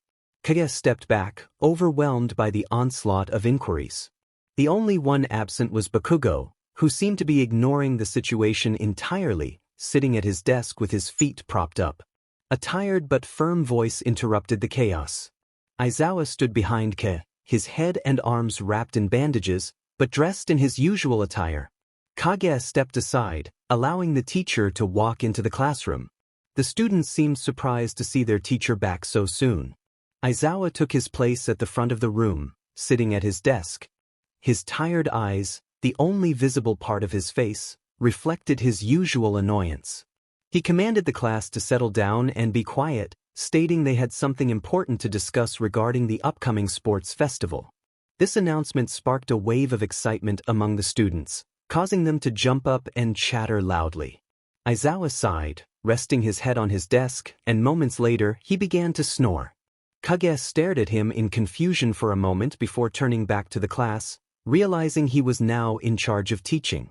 Later that day, Kage climbed through Mei's window, pulling off his mask. He sat on her bed, rubbing his tired eyes. He had spent the day running Class 1A through training and felt utterly exhausted. He hadn't seen Mei much in the past few weeks, and he needed to talk to a friend. Since Mei was the only one he could confide in, she was his best option. Mei, fiddling with something at her desk, rolled over in her wheelie chair and propped her feet on Kage's legs. He frowned at her, and she returned the expression. Eventually he relented, acknowledging that he couldn't go as Izuku.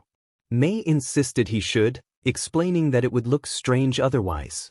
Noticing his worry, she smiled reassuringly, reminding him that only Bakugo knew his true identity and that Bakugo would be busy competing.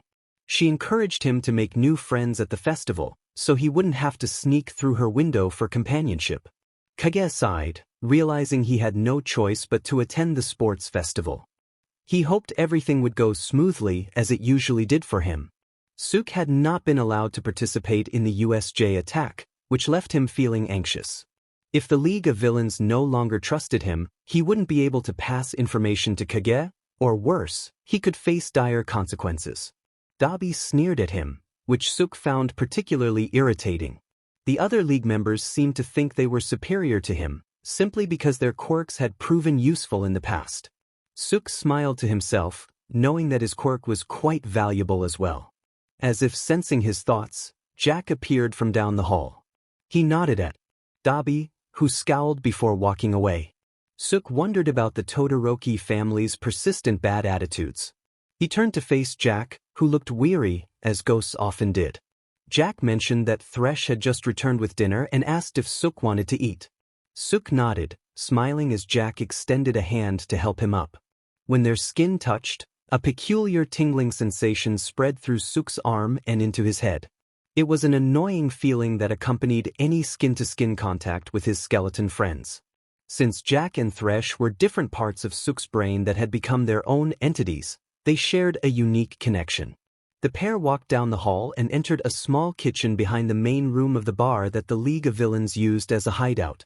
A large man with wild brown hair smiled down at them and revealed the food he had brought. As they ate, Jack seemed to sense Suk's concern and reassured him that Izuku would be okay, and that they would be too. Suk felt a sense of relief wash over him. Everything was going to be all right. It was strange for Izuku to walk into UA without his vigilante gear. He kept expecting someone to stop him and tell him he wasn't allowed there.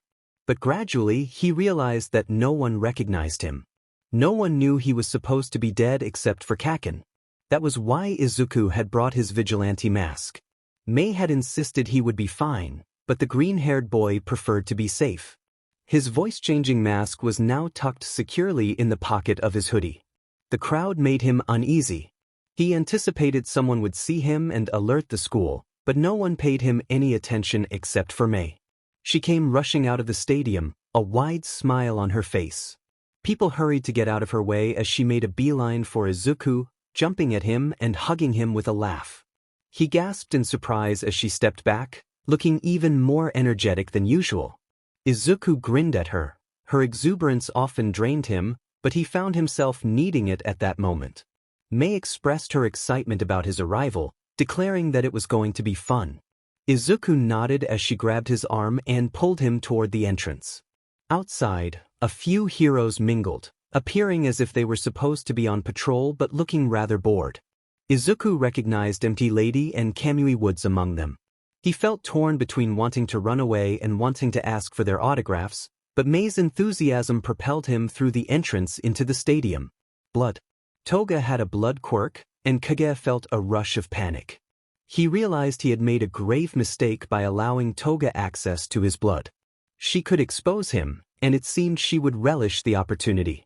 Toga taunted Kage, raising a knife to her mouth, her tongue out. Kage charged at her, desperate to stop her. He pulled an eskrima stick from his sheath and struck Toga in the stomach, but when he activated the electricity, only a small spark flickered from the stick. Frustrated, he cursed as Toga laughed and jumped back. She mocked him, suggesting he should have been born with a quirk instead of relying on his sticks. Kage needed to silence her. He swung his arm, aiming for the side of her head, but she dodged, still laughing. In a moment of luck, he managed to hit her wrist, causing her to cry out and the knife to fly away. "Bakugo! Get the knife!" Kage shouted as Bakugo sprinted toward the fallen blade. Toga watched him, confusion flickering across her face. After glancing between Bakugo and Kage, she erupted into hysterical laughter, revealing that she knew about Kaken. The stadium was vast, filled with UA students. Izuku spotted Uraraka, Mina, Ida, Kaminari, and a few others but tried to avoid them. He didn't want them to discover his secret. Thankfully, he didn't see Bakugo anywhere, possibly running late, which would be typical of him. Mei bounced excitedly, drawing Izuku's attention. She was grinning widely, and a few other students looked at her with concern. Izuku couldn't help but smile. Mei was a force to be reckoned with. After Uraraka's loss, she felt a wave of disappointment wash over her. Speaking to her parents on the phone, she had to explain her defeat. Though she knew it didn't define her potential as a hero, it still stung. She wished one of her friends were there for support. Just then, someone knocked on her door. After saying goodbye to her parents, she opened it to find an unfamiliar green-haired boy smiling shyly at her. "Uraraka Ochako, right?" he asked. "Yes." "Do I know you?" she replied, puzzled. The boy hesitated before shaking his head, still smiling. "No, but I wanted to tell you that you did a great job today. Not many can hold their own against Bakugo like that. I should know." Ochako frowned and invited the boy inside. They sat at the table and he pulled out a small notebook. "Do you know Bakugo? You sound like you have some history with him," she inquired. The boy froze for a moment before nodding slowly, looking a bit anxious. "Yeah, we grew up together. But please don't tell him you saw me here, okay? He wouldn't take it well." Understanding, Ochako nodded. "Was he mean to you growing up?" The boy let out a humorless laugh. "You could say that, yes. Well, I'm sorry to say he hasn't changed much. He still seems pretty harsh to me." This made the boy laugh genuinely. "Actually, I would say he's mellowed out quite a bit since we were younger." Ochako was curious about what he might say next but decided not to press. She found herself liking this boy. He had a kind demeanor and an approachable aura. "Hey, can I get your number?" she asked. The boy frowned but nodded, scribbling his number in the corner of his notebook before standing up to leave. Just as he reached the door, Ochako realized she hadn't asked his name. "Wait, what's your name?" she called out. He paused, considering for a moment before smiling back at her. Mei smiled at Izuku, having seemingly moved past her earlier sadness. She gestured to the empty seat beside her, reassuring him that it was fine for him to join her. Excitedly, she encouraged him to watch the match, promising it would be interesting. Izuku sighed as he took a seat, his gaze fixed on the arena. Present Mike was announcing the competitors, and Izuku felt a familiar tension at the mention of Bakugo and Todoroki's names. This match was bound to be captivating. As the fight progressed, Izuku's frustration grew. He wondered if his encouragement had made any difference. Then he noticed Todoroki hesitating. Perhaps he just needed a little motivation. Taking a deep breath, Izuku shouted with all his might, urging Todoroki to embrace his own power. The crowd may not have noticed his words, but Todoroki did, as did Bakugo. The blonde paused mid-attack, scanning the audience for the source of the voice that sounded so familiar. Could it really be him? Bakugo dismissed the words, but something changed in Todoroki. In an instant, his expression hardened, and the arena began to heat up. Bakugo watched in astonishment as flames ignited on Todoroki's left side, melting the ice he had previously unleashed. With renewed determination, Todoroki charged forward. From that moment on, it was clear who was in control of the match. When the winners were announced, Todoroki took first place, Bakugo second, and Ida and Tokoyami shared third. Ida seemed to have left the arena, leaving Bakugo puzzled about his absence. He felt he should be angry about placing second, but his thoughts were consumed by the voice that had encouraged Todoroki. Could it have been Izuku Midoriya? Regardless, the outcome was undeniable. Todoroki had emerged victorious, aided by someone who sounded remarkably like Izuku. Patrols with Eraserhead were typically enjoyable for Kage. With Aizawa present, many confrontations were resolved quickly. However, Aizawa was not fond of the unconventional methods of delivering criminals to the police. That night was unusually quiet, which made Kage uneasy. This part of Mustafu was rarely still, there was always some chaos brewing. It felt as if the criminals had collectively decided to take a night off, which was unsettling. As if responding to his thoughts, a distant explosion echoed, followed by a plume of smoke rising in the distance. Nothing could ever be simple. Without hesitation, Kage sprinted toward the source of the disturbance, leaping over alleys and skidding across rooftops. Aizawa kept pace surprisingly well, despite not being familiar with the area. They reached the edge of a roof and looked down in horror at the scene below. A Nomu stood before them, larger and more menacing than any Kage had encountered before, including the one at the UF.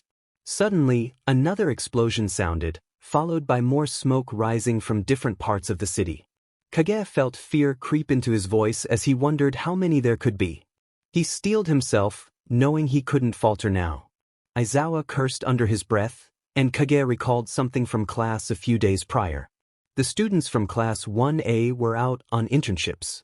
He hoped they weren't in danger. Aizawa pointed below, where two figures were launching fire at the Nomu. One was shorter, with dual-colored hair Todoroki. Kage's heart sank. Aizawa prepared his capture scarf and turned to Kage, instructing him to assist at other Nomu locations while being cautious. Kage nodded, a small smile on his face, assuring Aizawa he had no intention of dying anytime soon. With that, he dashed across the rooftops toward the nearest column of smoke. However, something in an alley caught his attention, causing him to freeze. A hero in costume was leaning against the alley wall, bleeding heavily. Another figure, clad in strange armor, stood frozen in fear and anger. It was Ida, and before him stood a large, humanoid figure, grinning maliciously. This villain proclaimed that society placed too much faith in false heroes and vowed to end that hope. Kage made a quick decision. Pro-heroes would handle the Nomu. This situation required his immediate attention. He leaped down from the roof, landing in a roll before rising to confront the villain, who glared back at him, clearly irritated by the interruption.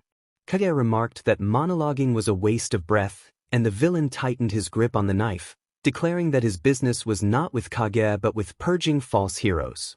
Kage warned that anyone who got in his way would face the consequences.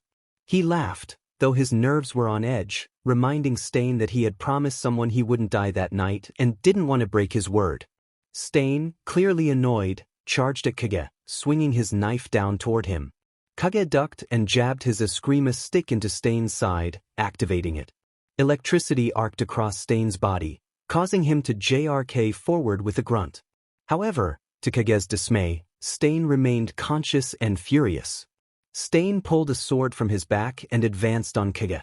The vigilante attempted to evade the incoming blade, but just as the sword missed, he felt a sharp pain in his thigh. Stumbling back, he glanced down to see a small knife that Stain had been holding embedded in his leg. As Stain advanced, his eyes gleamed with hatred, but he was suddenly engulfed in flames. Kage turned to see a boy standing at the entrance of the alley, his left hand extended and eyes narrowed in concentration. Todoroki had followed him. Todoroki apologized for the delay, explaining that it was difficult to keep up from the ground. Aizawa had sent him, anticipating that Kage would find trouble. Todoroki pulled out his phone, pressed something, and then turned his attention back to Stain, who was now on the ground, smoking and groaning. However, Kage watched as Stain stumbled to his feet, sword still in hand. Kage warned Stain not to try anything, as pro-heroes were on their way and would not be pleased to find 3 injured individuals. Stain attempted to rush forward, but something shot out from behind Todoroki, wrapping around Stain's feet and causing him to fall. Aizawa stepped into the alley, glaring at Kage and expressing his concern for Kage's safety. Kage, with a knife still sticking out of his leg, tried to look indignant. Aizawa sighed, appearing like a tired father. Kage's vision began to swim, but he noticed other pro-heroes arriving to take Stain away. Aizawa helped Ida stand, and then Kage's legs gave out.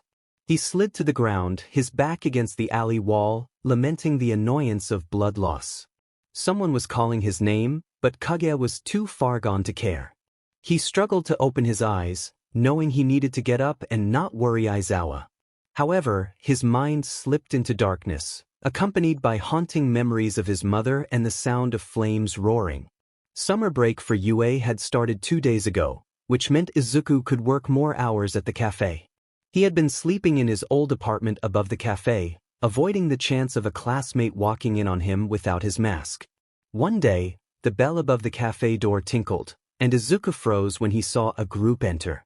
It was Uraraka, Tsu, Ida, Shinso, Mina, Kaminari, Todoroki, and Kirishima, all talking and laughing. When Ochako noticed him, her face lit up with a surprised smile. She called out to him, drawing the attention of her friends.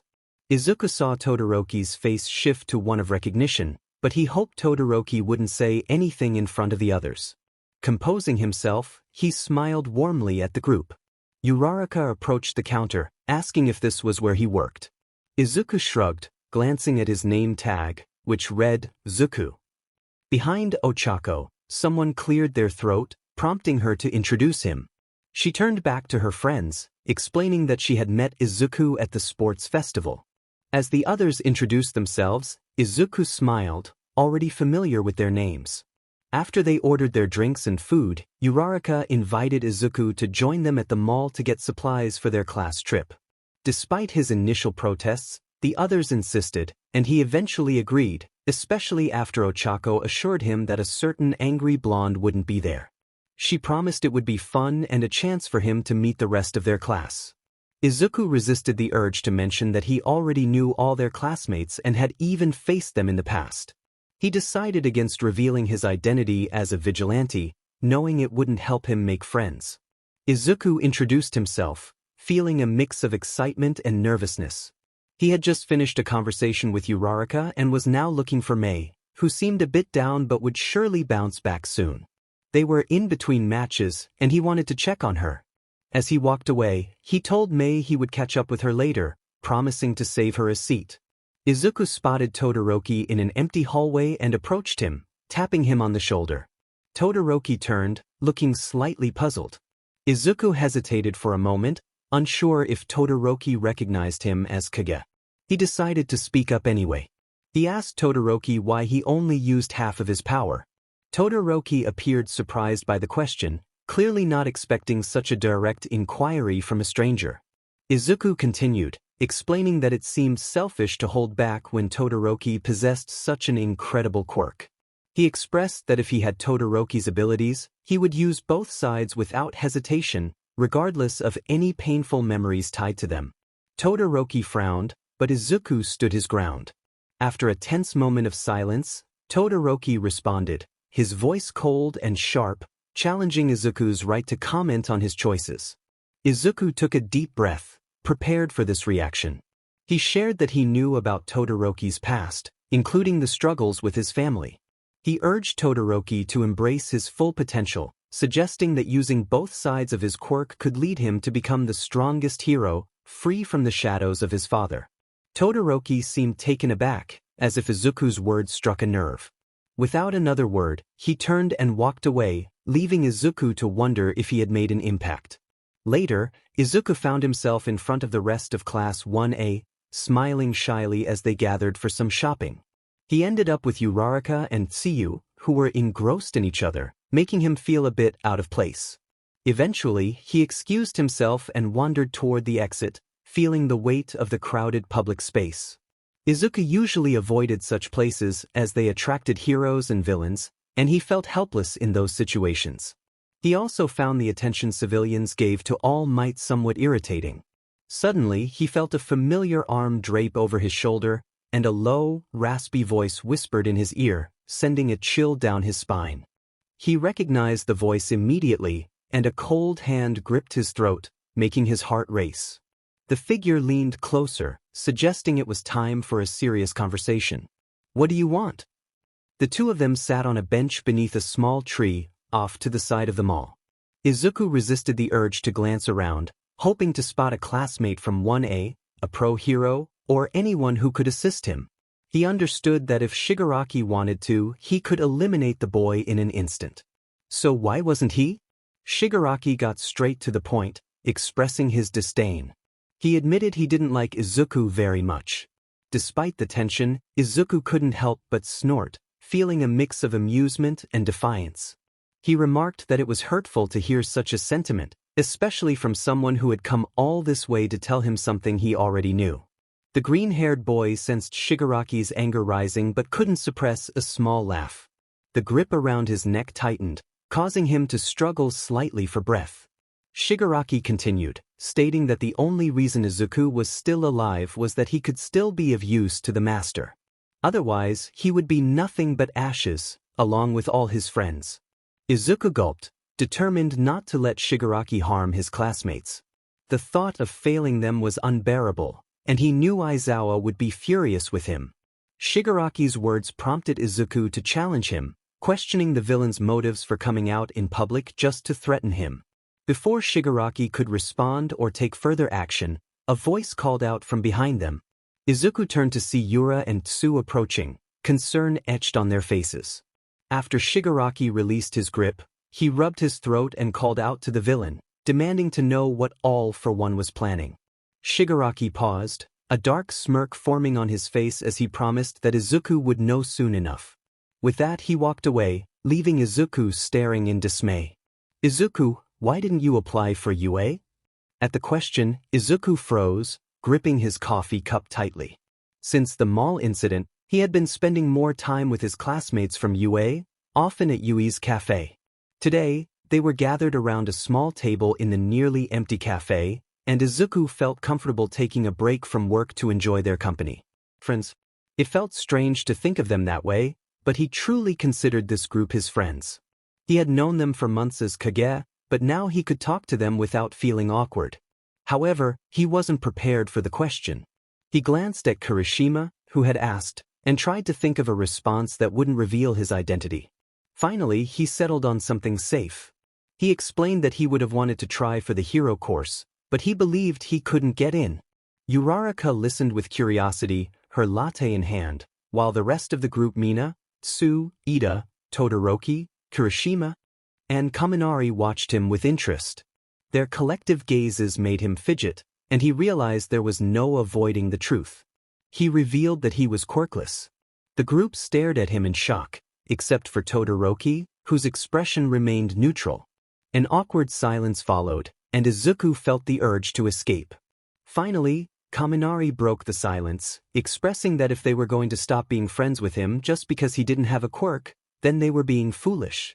The others nodded in agreement, and Izuku felt a genuine smile spread across his face. Was this what friendship felt like? He had never experienced anything like it before. While he had Mei, being surrounded by supportive friends felt different, lighter, almost as if Ochako had used her quirk on him. The conversation shifted to their upcoming trip, with students speculating about what it might entail. Izuku remained quiet, sipping his coffee and enjoying the normalcy of the moment. But good times never last, and soon enough, his friends had to leave, leaving him to clean up the empty cafe. At 5 p.m. sharp, he closed the cafe and headed upstairs to his apartment. Shigaraki's words lingered in his mind, and he knew he needed to take action. After slipping on a hoodie and a mask, he set out to visit some old friends. All three of them were at the bar that night. Suk was slumped over the counter, his head resting on his folded arms while Thresh downed a beer beside him. Jack stood behind the counter, propping up his head with his elbows. When Izuku walked in, Jack nodded, and Thresh raised a hand, greeting him. Izuku slid onto a bar stool next to Suk, who still hadn't looked up.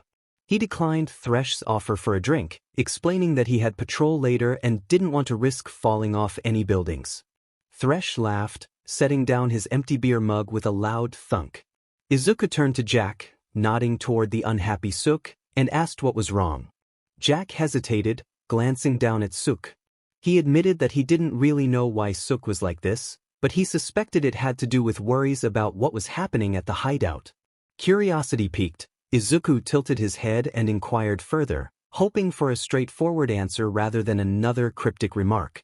The last riddle had nearly put Izuku in danger due to its vagueness. Jack frowned but nodded, handing Izuku a cup of coffee, which he accepted gratefully. He would need the caffeine to stay alert during the night patrol. To be honest, they had no idea what was happening. No one was willing to share any information anymore, and it seemed they were not trusted. It felt like only a matter of time before someone would try to eliminate them. Suk groaned from under his arms, while Thresh nodded along, though Izuku suspected he wasn't fully engaged in the conversation. The three in front of him were quite different from their other counterparts, which was expected when one's mind and corresponding personalities were split among three individuals. Suk's quirk was fascinating. He could create and animate skeletons, imbuing them with fragments of his consciousness. Some time ago, he had decided to create two semi-permanent skeletons to share his mind with. This allowed them to read each other's thoughts and communicate mentally, but it also meant that many of Suk's more annoying traits had been concentrated into one person. Thresh meant well, but it was often a challenge to get him to be helpful or productive. Jack's frown deepened, pulling his usually handsome features down. All they knew was that something significant was being planned. He advised Izuku to remain vigilant for the time being and apologized for not being able to provide more assistance. Izuku nodded, standing up from his chair and heading for the door. Without reliable information from the three, he faced a dilemma. All he could do now was observe and wait, as the lives of his new friends might depend on his alertness. He would definitely need more coffee. Kage urged his classmates to hurry, scanning the crowd of UA students. Class 1B was not riding with 1A on the bus, which meant fewer distractions for him. He spotted his small group of friends and smiled beneath his mask. It felt strange not being able to talk to them after spending weeks together, but he was determined to maintain his cover. Aizawa appeared next to Kage, scowling at the noisy group of students. Kage glanced up and let out a small snort, which redirected Aizawa's glare toward him. Aizawa warned that if Kage continued to act up during the trip, he would leave him behind. Kage simply laughed, confident that Aizawa could never abandon him. After all, he was essential for managing the group of students. Aizawa sighed, leaning against the bus as students began to board. Just because Kage was right didn't mean Aizawa had to appreciate it. Kage laughed genuinely, prompting Aizawa to look at him with curiosity. Kage waved him off before following the class onto the bus. As they traveled, voices from the back of the bus reached Kage. The gentle rocking of the vehicle and the warmth of the summer sun threatened to lull him to sleep, but he resisted the urge. He didn't want to risk slipping into dreams where anyone could hear him scream. Suddenly, the bus jolted to a stop. Climbing out, Kage saw they had arrived at a cliff overlooking a forest. Aizawa was the last to exit and called for the students' attention. That was when Kage noticed the other heroes. Aizawa instructed everyone to quiet down, explaining that the Pussycats would assist with their training camp and that they should be treated with the same respect as him. He would know if they didn't comply. Kaminari raised his hand, and Aizawa reluctantly allowed him to speak, asking where they were and if they were supposed to be at a training camp. Before Aizawa could respond, one of the Pussycats stepped forward with a mischievous smile, explaining that the camp was just through the forest and that they had decided to turn the journey into an exercise. Some students groaned while others appeared excited. Kage remained neutral, though he wished he could participate in the exercise he had heard Aizawa discussing on the phone. With a shout of, "Ready! Go!" the Pussycats activated their quirks. A wave of earth swept the students down the cliff, their surprised yells echoing through the forest. Kage let out a small snort as Mandalay approached him, smiling. She asked if he was Aizawa's asset. Kage raised an eyebrow at Aizawa, smirking beneath his mask and playfully accepting the title. Aizawa groaned, half-heartedly glaring at Kage, insisting it wasn't his idea. Later, as both Class 1A and Class 1B enjoyed dinner, Kage noticed Mandalay looking around, seemingly searching for something. He approached her and asked what was wrong. She sighed, explaining that she was looking for her nephew, Koda, who she feared hadn't gotten any dinner. Kage reached out, taking her plate of food and assuring her he would find him. Mandalay smiled gratefully before hurrying off to join the other Pussycats. Kage headed into the woods, the steaming plate of food in his hands, certain he had seen a small boy sneak away. Kage wandered for a while before finally finding the cave where Kota sat outside. It had taken him so long to find the boy that the food he had brought had gone cold. Kage sighed, setting the plate down before turning to leave. He could tell that Kota didn't want any company right now, so it was best to let him be. A small, sullen voice broke the silence, asking who Kage was, noting that he didn't recognize him as a hero. Kage turned to face the black-haired boy, noticing the curiosity hidden beneath Kota's attempt to appear indifferent. The vigilante slowly approached and crouched down beside him. Kage explained that he was not a hero but a vigilante, introducing himself as Kage. He smiled down at Kota, who looked surprised. Kota then expressed that he had heard about Kage, acknowledging that he saved people because it was the right thing to do, not for money or fame. Kage nodded, feeling a mix of surprise and happiness that Kota knew so much about him. It had never crossed his mind that he might have fans, but the thought was comforting. Kota then asked why Kage chose to be a vigilante instead of a hero, questioning if it was solely because he didn't want fame. Kage hesitated but decided to answer honestly, explaining that his dream had always been to be a hero, but he was quirkless. Kota frowned at this, pondering for a moment before insisting that Kage could still try to be a hero, suggesting he could be the first quirkless hero. When Kage didn't respond, Kota looked at him with a hint of worry in his eyes, asking if he had given up on his dream. Kage smiled warmly at him before standing to leave, recalling what Tsukachi had said. He assured Kota that he didn't think he had given up yet. As the day progressed, Kage noticed that Kota had not been present at any of the meals. After a particularly challenging event involving baths and a high wall, he had asked Mandalay about Kota's parents. She revealed the sad truth. Kota's parents had been heroes who were killed by a villain years ago. Since then, Kota had developed a deep resentment toward heroes and preferred to keep his distance from others, including the Pussycats, who were the only family he had left. Kage felt a growing concern for the boy. He had a faint idea of who Kota's parents were, but he didn't want to push the kid to relive painful memories. Still, he wanted to ensure that Kota ate, which led him to carry a plate of food to Kota's secret hideout while the other students were having lunch. He set the plate down beside the boy, who didn't even glance at him. Kage urged him to eat something, but Kota remained silent. With a sigh, Kage turned away and walked back toward the camp, preparing for a dull afternoon of overseeing training and Pixie Bob's upcoming game. Later that evening, Pixie Bob's cheerful voice filled the air as she announced the day's activities. She explained that the students would take turns trying to scare each other, with one class hiding along a designated path while the other walked through it. If they could make it to the other side without getting scared, they would win. Some students groaned, while others appeared nervous. Kage felt his earlier worry ease a bit. This wouldn't be too dangerous, and no one would get hurt. As the students prepared, Kage noticed Kota's absence again, but he pushed the thought aside as he focused on the game. As the first pairs began walking through the path, Kage caught a whiff of something in the air that smelled like smoke. He glanced toward the trees and noticed dark clouds billowing up from the forest. Turning to the Pussycats, who had also noticed, he received instructions to ensure all the kids made it through while they protected those on the other side. Nodding, Kage took off through the trees.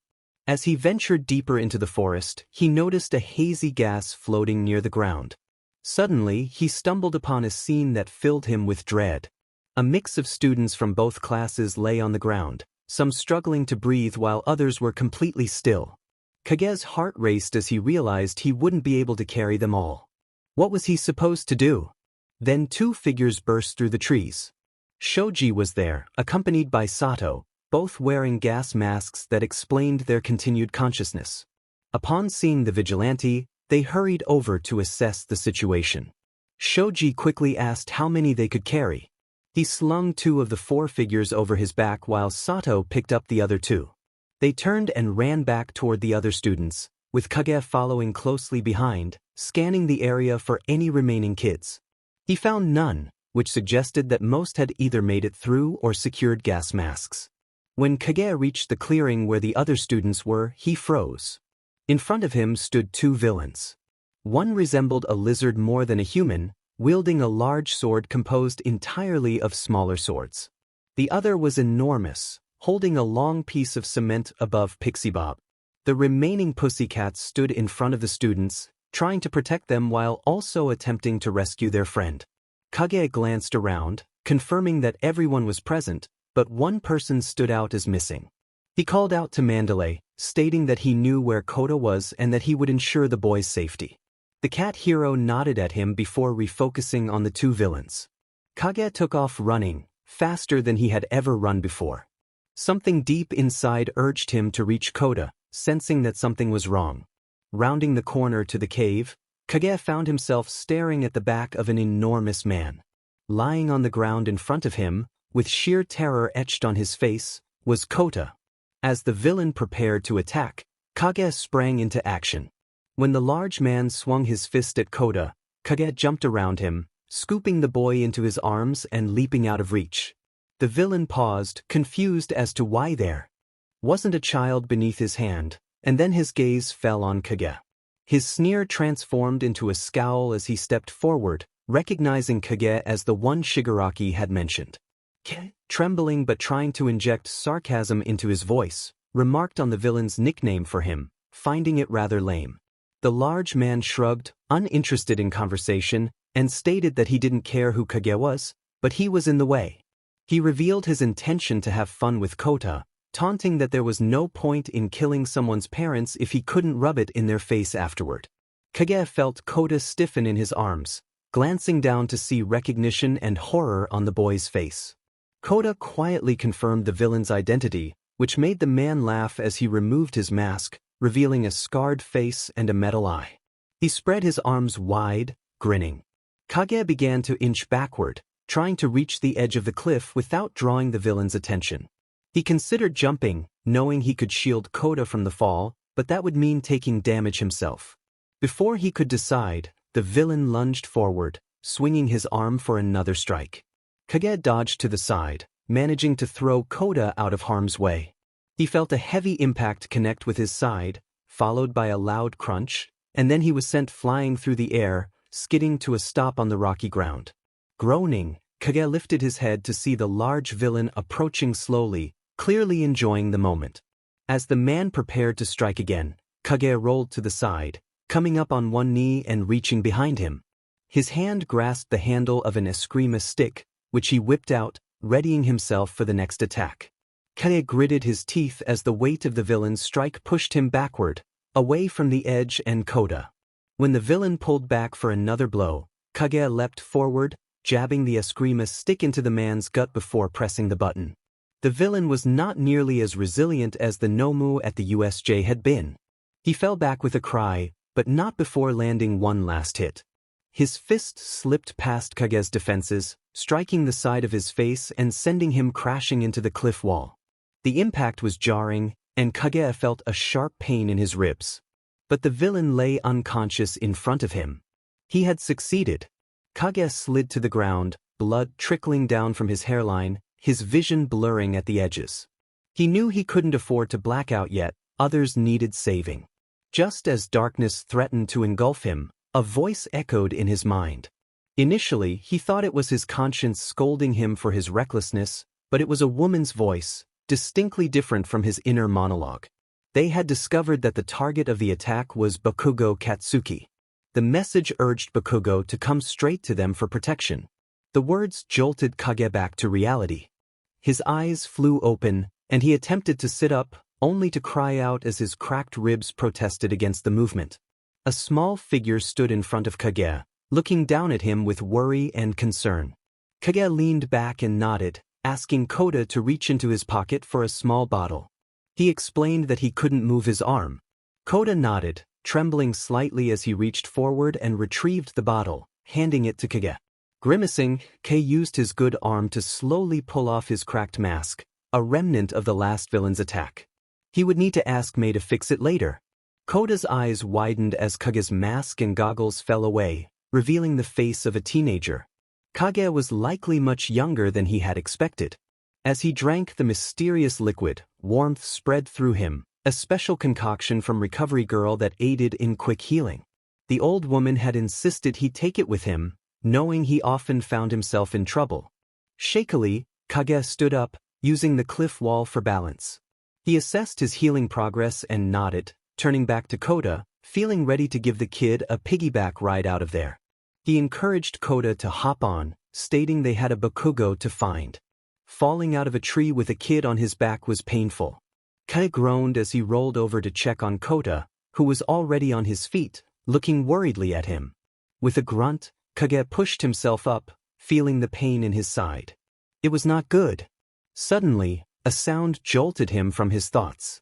He turned just in time to catch the capture scarf flying toward him, wincing as he released his grip with his injured arm. Figures emerged from the trees, about 6 in total. Most appeared to be kids, but one was tall, with hair floating around his head and blazing eyes. Aizawa. When the hero recognized Kage, he relaxed slightly and approached to get a better look at the boy. Aizawa asked what had happened and where Kage had gone. Kage steadied his breathing, ensuring no pain seeped into his voice as he explained he had a kid to save, nudging Kota forward. The boy looked uncertain about the teacher, but after a nod from Kage, he stepped closer. Aizawa offered to take Kota back to Mandalay and suggested Kage should return to camp, noting he looked terrible. Kage firmly stated he needed to find Bakugo. Aizawa, momentarily confused, soon understood Kage's connection to his student. Aizawa agreed but cautioned Kage to be careful and inquired about his injuries. Kage downplayed his condition, stating he was not badly hurt, but when pressed, he admitted to 4 cracked ribs, a sprained wrist, and possibly a broken arm. Aizawa looked like he wanted to argue but ultimately relented, asking Kage to escort the kids to camp while searching for his friend. Kage nodded, turning to the 5 students as Aizawa picked Kota up. He recognized Uraraka, Tsu, Kirishima, Mina, and Kaminari, his friends. He pulled his hood low over his eyes, hoping the darkness of the night would help disguise his features. It seemed to work, as none of the students appeared to recognize him. He instructed them to stay close as they moved quickly through the forest, searching for any sign of Bakugo. An explosion suddenly ripped through the night, and a cold breeze swept through Kage's hair, prompting him to grip the edge of his hood. He took off running, hearing the students panting behind him as they tried to keep up. The group rounded a corner and came face to face with Todoroki and a villain. The ground was covered in ice, and Kage tread carefully as he approached Todoroki. He asked what had happened, snapping the boy out of his stupor. Todoroki indicated the villain, explaining he had Bakugo and Tokoyami. Before Kage could respond, the villain held up 2 marbles, masked but clearly smiling. He claimed it was a magic trick from his past as a performer. Suddenly, the villain threw something in front of him, releasing a black cloud of smoke. Kage and Todoroki tried to wave it away and rushed forward to intercept the villain, but when they reached the spot, he had vanished. Frustrated, Kage exclaimed in disbelief, wondering what they were supposed to do now. Todoroki scanned the tree line and pointed toward one of the taller trees, suggesting a possible lead. Kage spotted a figure darting through the treetops, a familiar top hat perched on his head. He turned to the other students trailing behind him, urging them to follow. They had to catch him. They managed to intercept Mr. Compress in a clearing not far from their earlier encounter. However, he was not alone. Toga and Dabi stood there as well, and their expressions were far from welcoming. When Toga's gaze landed on Kage, her smile widened, revealing a knife glistening ominously. She seemed to delight in the moment, teasingly calling out to him. Kage's heart sank as he recalled the earlier incident at the mall, where Shigaraki had referred to him as Zuzu. He hoped the others would dismiss it as a coincidence. Kage's voice came out sharper than usual as he addressed Toga, which only made her smile grow. She taunted him about having taken his friend, suggesting he could see him if he wanted. Just then, the marble in Mr. Compress's hand emitted a popping sound, and Bakugo appeared, coughing on marble dust. Before anyone could react, Dabi seized Bakugo by the neck, a clear warning that any attempt to intervene would end badly. Kage felt a surge of anger and took a step forward, demanding Dabi to let Bakugo go. Dabi merely smirked, tightening his grip and belittling Kage's abilities. The word quirkless stung deeply, a reminder of the limitations that came with it. Kage's hands trembled with anger as he reached for one of his Eskrima sticks. Before Todoroki could voice a warning, Kage lunged at Dabi, but his stick met resistance from a blade. He stepped back, finding Toga blocking his path, her sharp-toothed grin unsettling. The chaos erupted as the other students launched their attacks against the villains, and Kage fought desperately to reach Bakugo. Just then, a purple portal opened behind Dabi, and he began to retreat into it, dragging Bakugo along. Without thinking, Kage dashed through the chaos, reaching out as his hood flew off his head. The portal was closing and he cried out, desperate to reach Bakugo. In a moment of recognition, Bakugo's eyes widened, and he reached out just as the portal sealed shut, their fingers barely brushing against each other. Kage fell to his knees, staring blankly at the ground. He felt something wet on his face and wiped it away, confused to see a pink liquid on his hand. Was he crying? A rustle nearby caught his attention, and he glanced up to see the other students staring at him in confusion. He felt their eyes on him but couldn't muster the energy to care. Aizawa rushed over, crouching beside him and placing a hand on his shoulder, asking what had happened. Kage managed to speak through the dryness in his throat, revealing that Bakugo was gone. Izuku had been in the hospital for 2 days, with only Aizawa visiting him during that time. He hadn't spoken a word since that night until his friends arrived. The door creaked open, and he watched as Ochako, Tsu, Todoroki, Ida, Mina, Kaminari, and Kirishima entered, followed by the rest of Class 1A, all whispering among themselves. Izuku couldn't meet their eyes, fearing they would hate him for lying to them. Suddenly, arms wrapped around him, and he froze. Looking down, he saw Ochako resting her forehead on his shoulder, trembling with silent tears. Confused, he held her at arm's length, noticing the tear tracks on her face.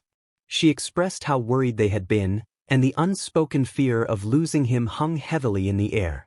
Izuku's voice emerged as a hoarse whisper, questioning why they weren't angry with him. He felt guilt weighing him down, believing he had betrayed their trust. When he looked up, he was taken aback by the sadness in their expressions. They were not angry, they were simply relieved he was alive. Kirishima gently reassured him, stating they could never be mad, understanding he had his reasons for keeping the truth hidden. The others nodded in agreement, and a comfortable silence enveloped the room as they each processed their thoughts. Suddenly, Kaminari snapped his fingers, realizing something important, prompting a mix of confusion and exasperation among the group. Kaminari shook off his confusion, frowning. He realized that Izuku was the friend Bakugo had mentioned, the one who had left without a quirk. Kirishima looked stunned, as if he had just been hit by a truck, and he smacked his forehead in realization. Of course, it made sense. They had been foolish not to connect the dots. Ochako spoke gently, as if comforting a timid animal, reminding Izuku of the events that had transpired. The green-haired boy felt a sinking feeling in his stomach as he recalled the moment he couldn't save Bakugo. Kirishima's disappointment was palpable as he expressed their hope that Izuku might have a plan to find Bakugo. Suddenly, an idea sparked in Izuku's mind, an idea that was risky and dangerous, but perhaps it could work. With a smile breaking through his gloom for the first time in days, Izuku mentioned that he might know some friends who could assist them. Later, Izuku leaned back in his chair, frowning at Jack, who had just questioned the seriousness of their mission. After much debate, Aizawa had allowed Jack, Suk, and Thresh onto the UA campus. They sat in the support course classroom, while Kirishima, Ida, and Todoroki stood awkwardly to the side. Mei, sitting next to Izuku, was busy tinkering with a new prototype mask. After a lengthy lecture about his damaged mask, she had agreed to fix it in exchange for attending the meeting. Suk groaned, looking exhausted, and urged Izuku to consider the dangers of their plan. Jack's annoyance was evident as he pointed out that their help always seemed to involve peril. Izuku, feeling the weight of his own worries, insisted that he wouldn't ask for their help if he could manage alone, but this time was different. Jack sighed, resting his head on the table, and though he would never openly admit it, Izuku sensed his reluctant support for the plan. He clapped his hands together, turning to his friends and asking if they were ready to follow through. If everything went according to plan, they wouldn't have to do much, but Izuku knew that plans rarely unfolded smoothly. Ida, Todoroki, and Kirishima nodded, each displaying their determination. Izuku then turned to Mei, who had finished with the mask and was now working on an eskrima stick. He asked if she could complete it by that evening, and she responded with a confident grin, boosting his spirits. As he stood to leave, Izuku faced his makeshift team and declared their meeting time at the front gates, urging them to be prepared for anything.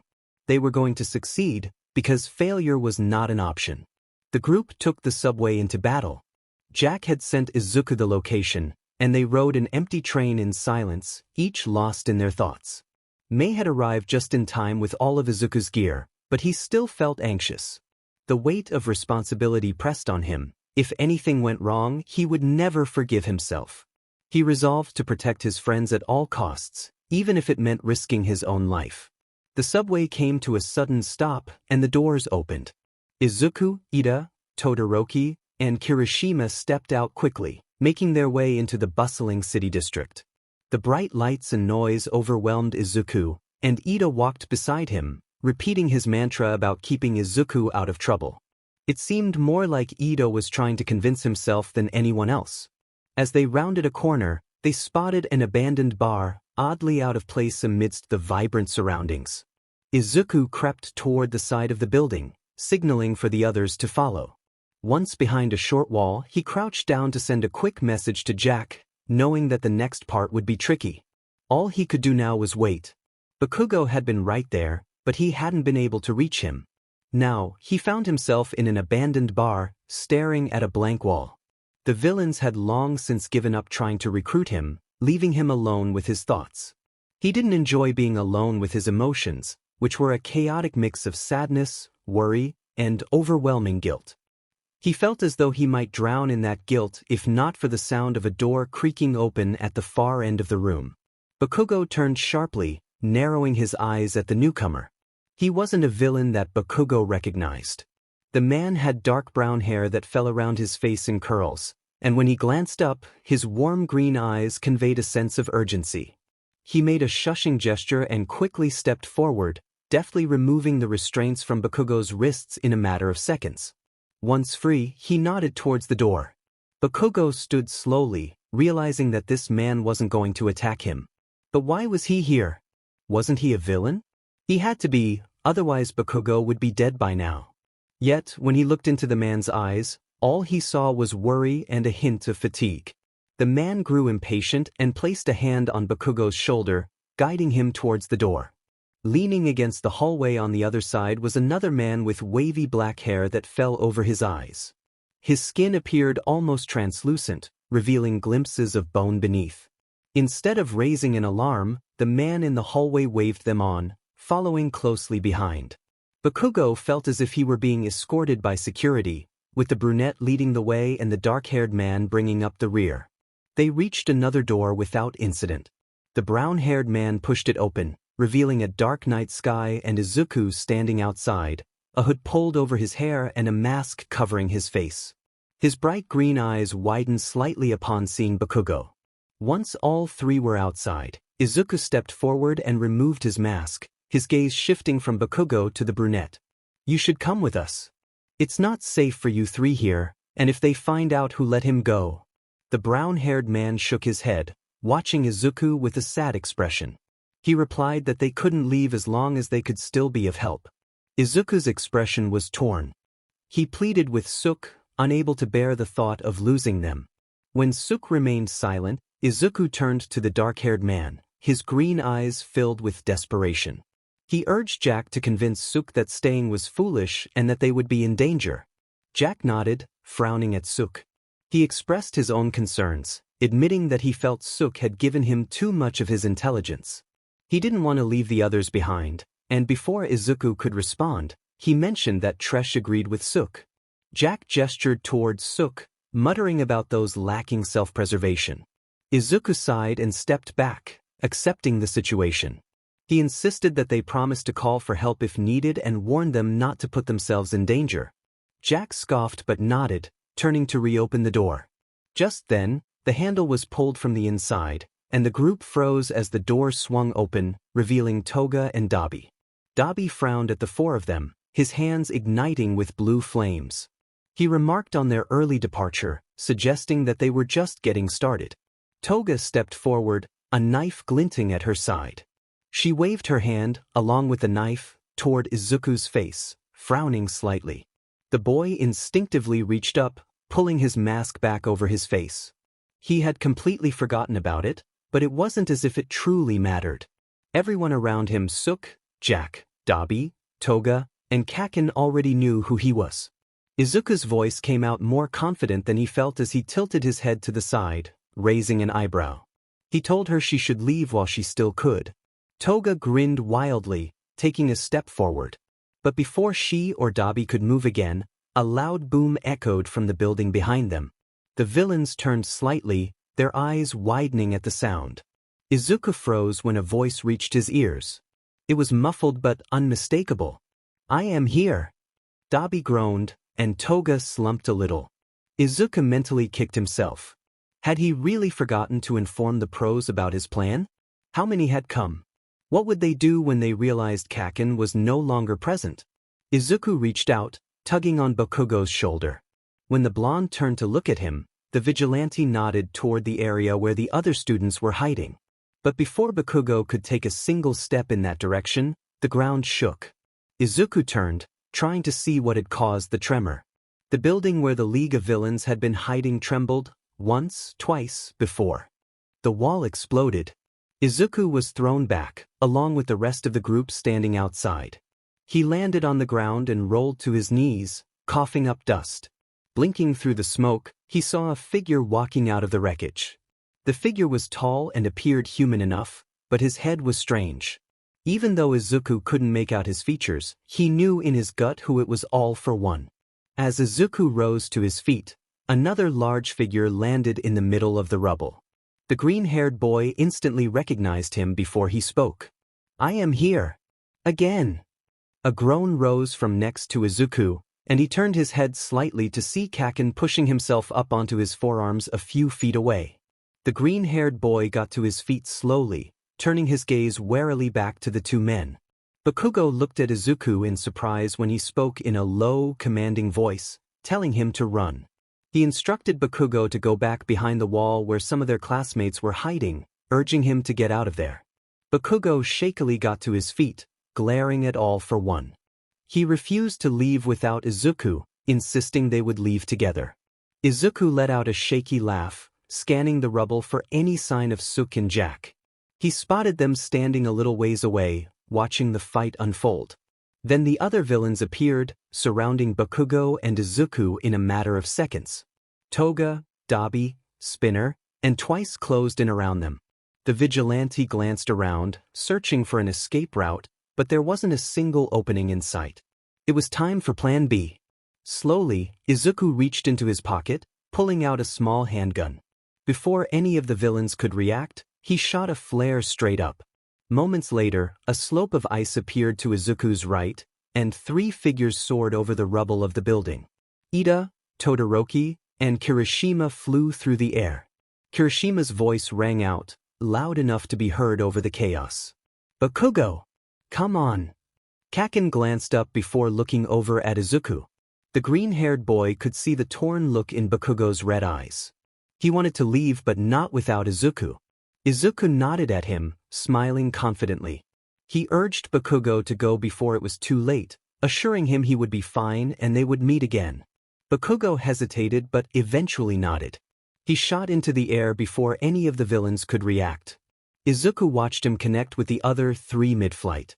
Once he was sure the students were safely out of the way, he called out to Jack and Sook. Jack looked over at him, seemingly understanding what Izuku wanted just from his expression. Jack nodded and turned to say something to Sook. As the villains began advancing toward Izuku, the ground at his feet rumbled. 6 skeletons emerged from the ground, positioning themselves around Izuku in a protective circle. They began to fend off the villains, allowing Izuku to find his opening. He ran to Jack and Sook, who both had their eyes closed in concentration. Jack must have sensed Izuku's presence, as his focus faltered when he glanced down at the vigilante. It was time to go. Izuku nodded and broke into a run in the direction where the students must have landed.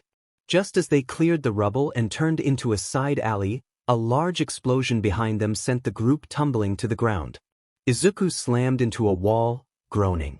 Struggling to his feet, he noticed that Thresh had caught up to them, helping Suk to his feet as Jack dusted himself off.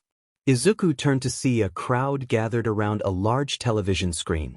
As the green-haired boy exited the alley, he realized they were back on a main street. It was busy and bright, but at that moment, all the people were frozen, watching whatever was on the screen. He navigated over to the voice that had called out, stopping next to Kirishima, Ida, Todoroki, and Bakugo. They all looked windswept and giddy, worry and fear gleaming in their eyes. They urged him to look at the screen. Izuku glanced up and gasped. All Might, what had once been All Might, stood over the body of All for One, one arm raised above his head. His body appeared skeletal, and his smile was gone. He had won, but at what cost? Mirio reached forward and turned off the television in front of him. He couldn't watch any longer. Tamaki walked up behind him, placing a hand on the blonde's shoulder. Mirio stood, avoiding eye contact with Tamaki as he turned and headed towards the door, feeling an urgent need to escape and take action. He reassured Tamaki that he was fine, but he was overwhelmed with training obligations. Kage had not returned to UA since the Kamino Ward incident. He wasn't sure why he was avoiding it.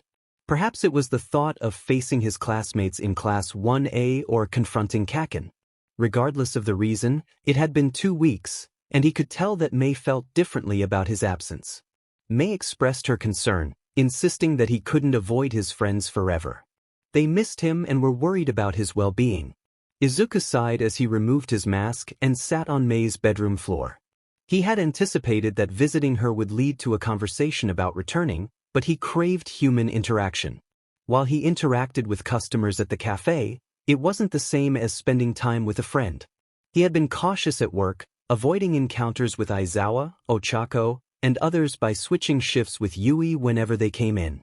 Izuku told Mei that he couldn't go back yet, at least not for a while. Mei watched him with a sad expression that he found difficult to bear. He stood up, pulling his hood over his head and putting his mask back on, stating that he had to leave. Before Mei could respond, Kage jumped out of her bedroom window and swung onto the roof, determined to investigate a specific group that had caught his attention. The Shei Hasaikai was one of the main Yakuza groups in the underground of Japan. Kage had begun looking into them after an encounter with a man who possessed a crystal quirk. He found something unusual about the Shei Hasaikai. While they were known for drag trafficking, their recent activities seemed different, and he was determined to uncover the truth. After some research, Kage pinpointed the area where the Shei Hasaikai had been most active in the past few weeks. He moved silently across rooftops, keeping an eye on his surroundings. Suddenly, he noticed movement in an alley across the street and leaped down without making a sound. As he approached the alley, he observed figures lurking in the shadows. He quickly scanned the street, noting the absence of people or vehicles, which was odd but not entirely surprising. When he looked back into the alley, the figures had vanished, raising his suspicions. Suddenly, he felt a forceful impact to his gut, sending him crashing against the wall. He struggled to regain his footing but was pulled into the alley. A voice echoed through the alley, causing Kage to flinch. A man wearing a large bird mask stepped out from the shadows, a figure Kage recognized by reputation. Kage rubbed his head, pressing a button on his mask that activated a communication device. A ringing filled his ears as he waited for the connection. Tsukachi's voice came through, but it was abruptly cut off by chaos in the background. Kage could hear shouting and commotion, but the voices were too distant to decipher.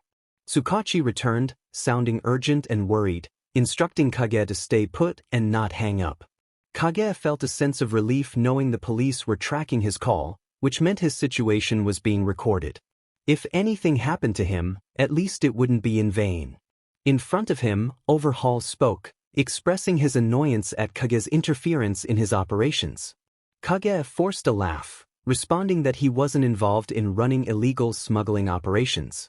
Overhaul retaliated with a punch to his gut, but Kage gritted his teeth, refusing to show any sign of pain. In the distance, he could hear police sirens, which seemed to catch Overhaul's attention. Overhaul's demeanor shifted as he demanded to know what Kage had done. Kage was lifted off the ground and slammed against the wall, yet he managed to laugh again, insisting he hadn't done anything. But then, a wave of pain surged through him, igniting his entire body.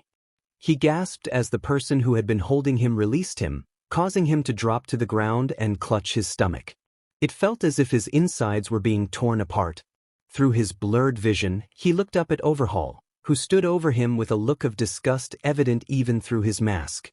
Suddenly, Kage felt a strange sensation as his insides seemed to mend themselves. Lying on the ground, he gasped for air, hearing the footsteps of the Shei Hasaikai members slowly walking away. Was that Overhaul's quirk at work? Kage struggled to breathe normally as he leaned back against the alley wall.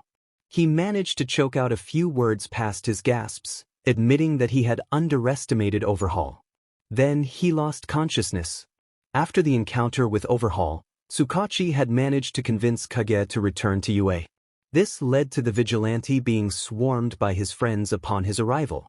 His friends expressed their concern, with one of them exclaiming that he couldn't just disappear like that. Another friend threatened him playfully, while Kage acknowledged their worry with a simple greeting. He turned from the crowd of friends to see Kaken standing by his desk. Unlike the others, Kaken remained calm and collected, which was typical of him. Kage reached up and removed his mask, deciding it was unnecessary around his classmates and easier to go about his day without it. He smiled at Kaken, who didn't return the gesture, and then walked over to his desk to sit down. Aizawa nodded at him before addressing the class. Everyone quiet down. I have an important announcement to make today. The class immediately fell silent, eager to hear what Aizawa had to say. We have some guests today from the third-year class. These three are the top students in the entire school, and I expect you to treat them with respect. Mina raised her hand and after a sigh, Aizawa called on her. She asked why the guests were coming, to which Aizawa replied that they would explain that themselves, causing Mina to perk up a bit. The classroom door opened again, prompting Izuku to quickly put his mask back on. Although he felt comfortable around his classmates, he didn't want his identity revealed to the third years, no matter how accomplished they were. Kage watched as three students entered. They appeared to be friends, yet they were distinctly different from one another. The first student was tall, blonde, and radiated energy, reminiscent of a miniature All Might. The second was a girl with long, light blue hair and a bright smile. The third student slouched slightly, his navy blue hair falling into his face, and his expression suggested he would rather be anywhere else. The blonde introduced himself as Mirio, along with his friends Nijire and Tamaki. While the girl smiled and waved, Tamaki kept his eyes focused on the ground. Mirio continued to explain about internships, but Kage found it hard to concentrate. His classmates had recently obtained their provisional hero licenses, a significant achievement typically reserved for second years. Aizawa interrupted Mirio, asking if he would like to demonstrate his abilities for the class. Mirio eagerly agreed, suggesting they move outside. Aizawa nodded, signaling for the class to head out, and Kage followed, intrigued by the unfolding events. Once outside, Tamaki leaned against a wall, watching Mirio with interest while Nijire stood beside him, smiling. Mirio faced the group of 1A students, his bright demeanor reminiscent of All Might. Kage noticed movement out of the corner of his eye and turned to see a slender man watching Mirio from around the corner of the building. It was undoubtedly All Might, though his skinny form made it hard to recognize him. Kage wondered why he was observing the third-year student. As the demonstration began, Kage focused back on the class. In mere seconds, all the students were on the ground, groaning, while Mirio stood among them, beaming with pride. That was an image Kage knew he wouldn't forget. Mirio turned to Kage, still smiling brightly, and indicated that it was his turn. Kage quickly shook his head, explaining that he wasn't a student. However, Aizawa's voice cut in, insisting that it was indeed Kage's turn, accompanied by a glare that clearly communicated his disapproval of Kage's previous absences. With a sigh, Kage turned to face Mirio, only to find that the third year had already vanished. Kage spun around, searching for Mirio, and then spotted him springing up from the ground behind him. Reacting quickly, Kage pulled one of his eskrima sticks from its sheath and brought it down to connect with Mirio's head as he emerged. He refrained from using his quirk, not wanting to harm the third-year student. Still, Mirio stumbled back, rubbing his head and still smiling. He seemed genuinely pleased with the outcome of their sparring match. Kage just shrugged, putting the eskrima stick away, acknowledging that he had a good idea of what to expect. The students began to rise, still grumbling about their new bruises. Kage stepped back, observing as Aizawa addressed them for a moment. The vigilante found himself lost in thought. Mirio's quirk was remarkable. Any ordinary person might never master it, no matter how much they practiced. But Mirio appeared to be completely at ease with his power. There was something unique about his fighting style that reminded Kage of All Might. He couldn't pinpoint why, but the connection was undeniable. Kage sensed there was a deeper bond between the hero and this third-year student, and he was determined to uncover the truth. Suk stared up at the 1A dorms, worry etched across his face. Jack stood beside him, looking bored, while Thresh was likely somewhere nearby, trying to make friends in his own intimidating way. At first glance, Thresh resembled a barbarian from a fantasy game, but beneath that exterior was a gentle giant. While he might not be the sharpest tool in the shed, his efforts to connect with others usually paid off, especially since he would never intentionally harm anyone. Before Suk could voice his concerns to Izuku, several students poured out of the dorm building. Uraraka led the charge, with Tsu and Ida right behind her. Kirishima, Mina, and Kaminari trailed behind, dragging Bakugo along. They approached the trio standing in front of the building, all smiling happily, except for Bakugo, of course. Izuku nodded, smiling at Ochako before introducing his friends. He mentioned that if they saw a big, intimidating man with brown hair wandering around campus, that would be Thresh, assuring them he was nice. Kirishima laughed and extended his hand to Suk, who hesitated for a moment before shaking it. Kirishima introduced everyone, playfully referring to Bakugo as the angry-looking Pomeranian. Bakugo scowled, and Jack raised an eyebrow at Izuku, who was not quite ready to discuss Bakugo's presence at UA yet. Ochako suddenly exclaimed that they should have a party, which confused Izuku. She frowned, explaining that it was to celebrate his return and to welcome his friends. Although Izuku shook his head, Jack's mischievous smile suggested he had an idea for the perfect party venue. Izuku found himself sitting on a bar stool at the restaurant where Jack worked. Jack had convinced his manager to close early, allowing the 1A students to take over the space.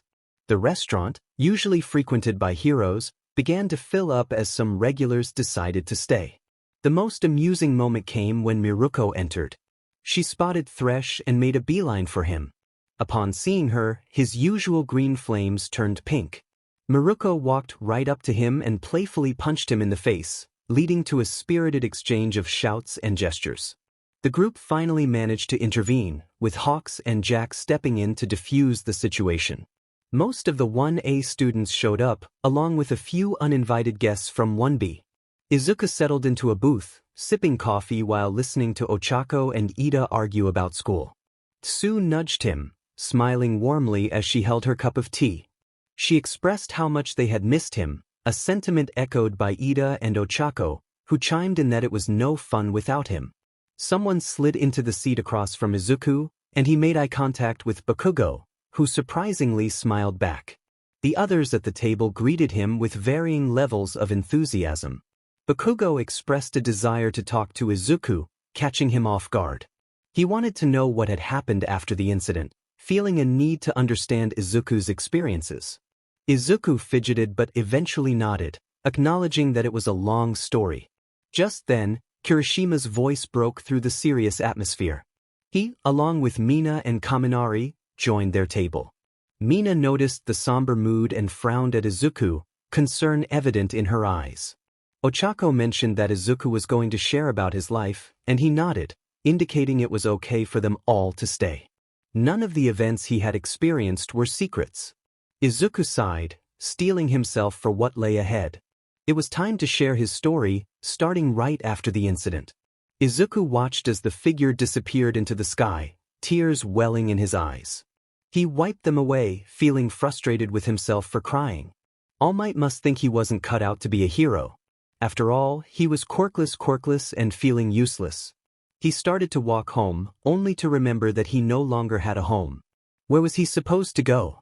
He couldn't face Bakugo and the pity he would surely receive from the adults, along with the disdain from Kaken. Before he could decide what to do, a voice called out from a nearby alley. "Are you really going to believe a word that false hero says?" Izuku turned slowly, spotting a figure cloaked in shadows. The man seemed to be composed entirely of smoke, with bright yellow orbs where his eyes should have been. Despite knowing he shouldn't talk to strangers, Izuku was too desperate to think clearly. "What do you mean?" he asked, his voice shaky. "You may be quirkless now, but we can change that for you. If you're willing, that is." Izuku knew he should be cautious. How could he trust a stranger in an alley? But desperation clouded his judgment, and he found himself agreeing. It took him 2 days to realize he was no longer willing. When he had first met Kurogiri, he had hoped for something better, but instead he found himself in a shabby bar filled with a ragtag group of villains. Initially, they welcomed him, excited to have him there, and for a brief moment, Izuku felt like he had a home again. Then the testing began. Every day, he was hooked up to medical equipment and subjected to procedures that left him in pain. He would wake up sore, with new scars crisscrossing his arms and chest. Afterward, he was forced to fight a creature known as a Nomu. For the first year, he lost nearly every fight, accumulating messy scars that contrasted sharply with the neat ones from the tests. At night, he was confined to a room without a bed or bathroom, left alone until morning when someone would finally let him out. The initial kindness of the other villains faded, and they began to ignore him or mutter about his failures. The only one who showed him any kindness was Suk, who would visit him at night and bring snacks after particularly rough days. Suk, along with Jack and Thresh, made life with the League of Villains bearable. Then came a particularly harsh day of testing. Izuku woke up strapped to the testing chair, feeling something was off. Normally, someone would be monitoring him, but today he was alone. That was when he overheard voices. "We've come this far. Maybe if we just give him a few more weeks." "We don't have a few more weeks. All for One is coming in 2 days. If all we have to offer him is some sorry excuse for a teenager, he'll kill us." Izuku's mind raced. Was the League trying to turn him into a Nomu? Something shifted within him. He resolved not to let this happen. That night, Suk, Jack, and Thresh came to visit him. Jack's expression was tense, and Suk's worry was evident. "What is it?" Izuku asked, trying to keep his voice low. Suk hesitated, glancing down the hall before motioning for Izuku to follow. Confused but trusting, Izuku stood and followed them. When they reached the back door, Izuku froze.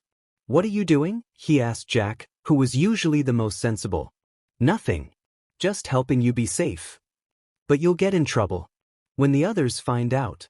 "They won't find out." Jack's tone was firm, but Izuku could see the fear in his eyes. He leaned down, placing a hand on Izuku's shoulder. Promise us that you'll get as far away as possible. You still want to be a hero, right?"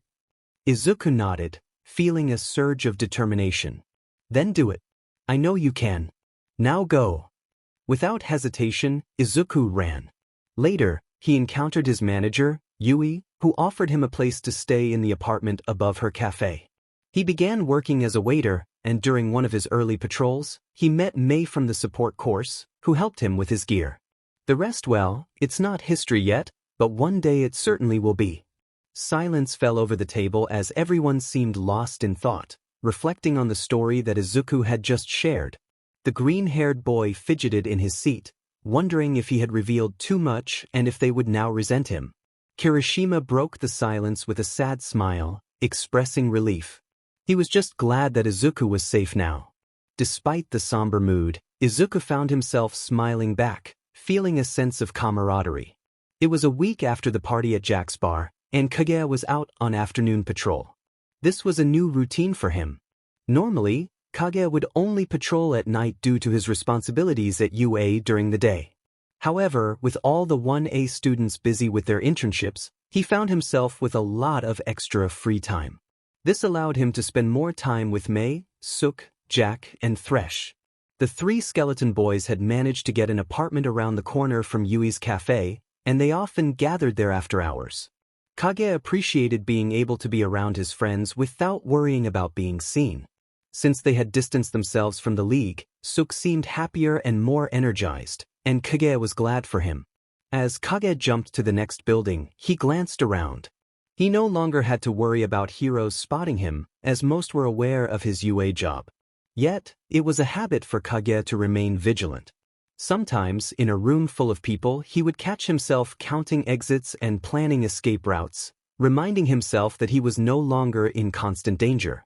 Patrols were the only times Kage could slip back into his old habits from his early vigilante days.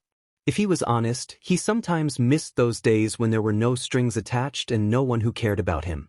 Back then, he could throw himself into danger, comforted by the thought that if he died, no one would miss him. But now, he had to be careful and keep himself alive for the sake of his friends. Kage's keen eyes spotted a familiar spike of blonde hair. Bakugo was walking down a busy street, engaged in conversation with Mirio. Of course, Bakugo had managed to intern with Sir Night-Eye, though Kage could never understand why he chose such a serious hero. Kage hopped down from the building and landed lightly next to Bakugo, causing the blonde to nearly jump in surprise. With a wicked smile, Kage greeted him, asking how his internship was going. Bakugo sighed, catching up to Mirio, who turned in surprise at the sight of the short boy dressed in dark green. Mirio smiled hesitantly, unsure of who Kage was. Bakugo sighed again, introducing Kage and reminding Mirio that they had met the other day in class. Recognition sparked in Mirio's eyes, and his smile became genuine as he recalled their previous encounter. Kage asked if he could join them, feeling a bit bored. Mirio, radiating warmth, welcomed him to their patrol, which was meant to keep an eye out for any trouble. Kage frowned slightly, sensing that Mirio had been about to say something else, but the tall blonde had already turned away, walking faster down the street. Bakugo followed, and Kage had to jog to keep up. They walked for a while without encountering any trouble, or even many people at all. Just as Kage was considering returning to his own patrol, he felt something or someone collide with his leg. Looking down, he saw a little girl sitting on the ground, rubbing her head. Her white hair framed her face, and when she looked up, Kage noticed her dark red eyes, reminiscent of Bakugo's. Bakugo appeared next to Kage, frowning with concern for the girl. Kage knelt down to her level and reached out, but she flinched at first before latching onto his arm. He spoke softly, asking if she was okay and apologizing for the incident. The girl didn't seem to hear him. Instead, she buried her face into his chest, whispering for help. That immediately put Kage on alert. He was about to say something else when a figure emerged from the alley where the girl had come from. Kage looked up to meet the eyes of Overhaul, who regarded him with recognition and disdain. The villain reached out, grabbing the girl's arm and instructing her to come with him. The girl, Eri, hesitated, not letting go of Kage. Just then, Mirio appeared from behind Kage, smiling warmly at Overhaul and casually asking if Eri was his daughter. Overhaul nodded, pulling on Eri, who finally released Kage and stumbled back to stand next to the man in the bird mask. With a final terrified glance at Kage, Eri followed Overhaul into the shadows, leaving Kage watching them disappear, a sense of unease settling in his chest. Then he turned to Mirio, whose smile had faded. Kage expressed his frustration, questioning why Mirio allowed their target to escape. He was still haunted by his previous encounter with Overhaul, the memory vivid in his mind. Mirio stepped closer, placing a reassuring hand on Kage's shoulder and acknowledged the gravity of the situation. He explained that they had been searching for Overhaul and that he had intended to protect Eri, but they needed more support to confront such a formidable opponent. Kage understood Mirio's reasoning, but it still stung. He declared that he would join Mirio when the time was right, determined to rescue Eri. As he ascended the building with his grappling hook, his singular focus was on finding her and confronting Overhaul, ready to take action. Kage hadn't meant to eavesdrop on All Might and Mirio. He simply happened to be nearby and overheard their conversation. While patrolling the UA campus after classes had ended, Kage found himself climbing a tree to keep an eye on the front gate, a task he justified as necessary. As he swung his legs from the branch, he caught snippets of their discussion. All Might expressed concern about the mission, sounding unusually apprehensive.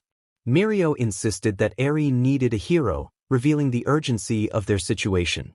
Kage was surprised to learn that they were connected, recalling a moment when he thought he had seen All Might observing Mirio.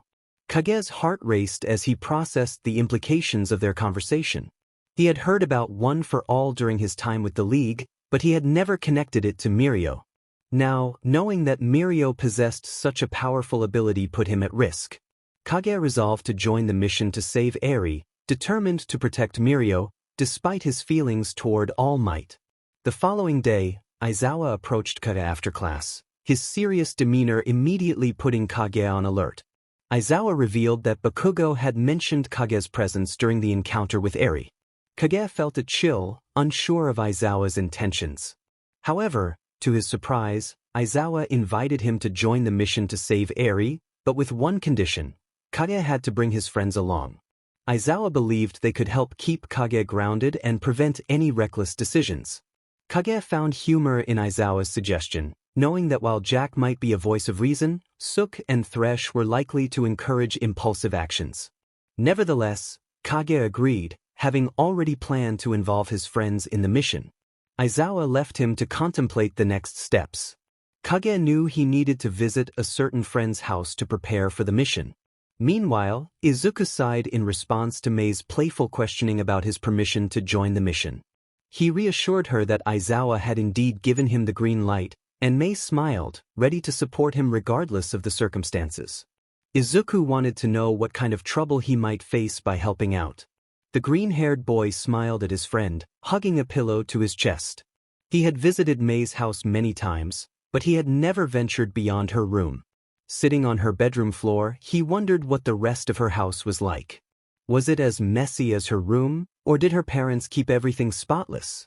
It was difficult for Izuku to imagine what normal families did. Did they all gather around a table for meals? Did they talk, laugh, and joke with one another? He would never know. But that was fine. Izuku liked his life just as it was. Suddenly, Mei threw something at his face, jolting him out of his thoughts. He looked down at the object that the pink-haired girl had tossed, now resting in his lap. A smile spread across his face as he picked it up, examining it from all angles. I figured, since you managed to break your old one, I would add some changes to this one, Mei said, her voice dripping with confidence. Izuku could hear the pride in her tone, and it was well-deserved. The mask in his hands was perfect. It had everything he could have asked for: a voice modulator, an earpiece, and even attached goggles. Mei, you really are amazing, he said, admiration evident in his voice. The girl smiled slyly. Yeah, I know. I'm the best. Now you better get going. You've got a big day tomorrow. She was right. Tomorrow was the day that Izuku would save Eri. Mei squeezed Kage tightly, and the vigilante sighed, hugging her back. He knew what she was going to say before she pulled away, her expression serious. You better not die on me, you hear? No funny business. Kage managed a reassuring smile, even if he didn't fully feel it. Me? Funny business? When have I ever been funny? I'm a serious guy. He attempted a serious expression, scrunching his brows and frowning. Mei burst into laughter. All right, fine. You're right, you're the most serious person I know. Then she turned to the three men standing behind Kage, giving each of them a meaningful look. Kage understood the unspoken message: keep this idiot safe and alive, or there would be consequences. Jack nodded, clearly understanding, while Sook and Thresh looked confused. Kage sighed, hugging Mei tightly one last time before turning to walk away with his companions, waving back at the pink-haired girl as they disappeared around a corner. Kage wasn't worried at all. He would make it out of this. They all would. And so would Eri. Don't worry. If anything goes wrong, the three of us will be there to keep you safe. Tresh's pat on the back felt more like a smack, but the big barbarian man smiled down at Kage warmly. It was surprising to see such a sweet side from someone who looked like a punk, but the vigilante had grown accustomed to it. He found it amusing that he had once been scared of Thresh, a man who literally knitted as a hobby. Kage expressed his concern for his friends instead. He knew this was their first time out in the field in 5 years. Jack nodded in agreement, while Sook attempted a smile that didn't quite reach his eyes. Tresh reassured them, saying they had faced more dangerous situations and made it out okay. Kage felt that okay was a low bar, but he nodded, not wanting to argue. He then encouraged Suk, patting him on the shoulder, and excused himself, stating he had somewhere to go. In the graveyard where Inko Midoriya was buried, the grass had long withered, yet Izuku found himself sitting there, staring at the fresh bouquet of flowers on his mother's headstone. He hadn't visited her grave before, but something compelled him to come now. Perhaps it was the looming danger of the day or an unsettling feeling that something might go wrong. Izuku shook off his thoughts, focusing on the inscription on his mom's grave, "In loving memory of Inko Midoriya."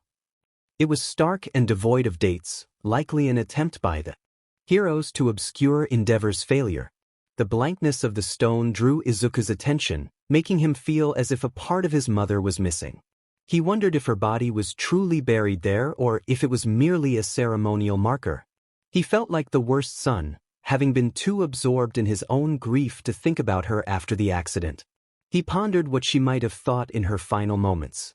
Had she seen him standing in the doorway, paralyzed as the ceiling collapsed?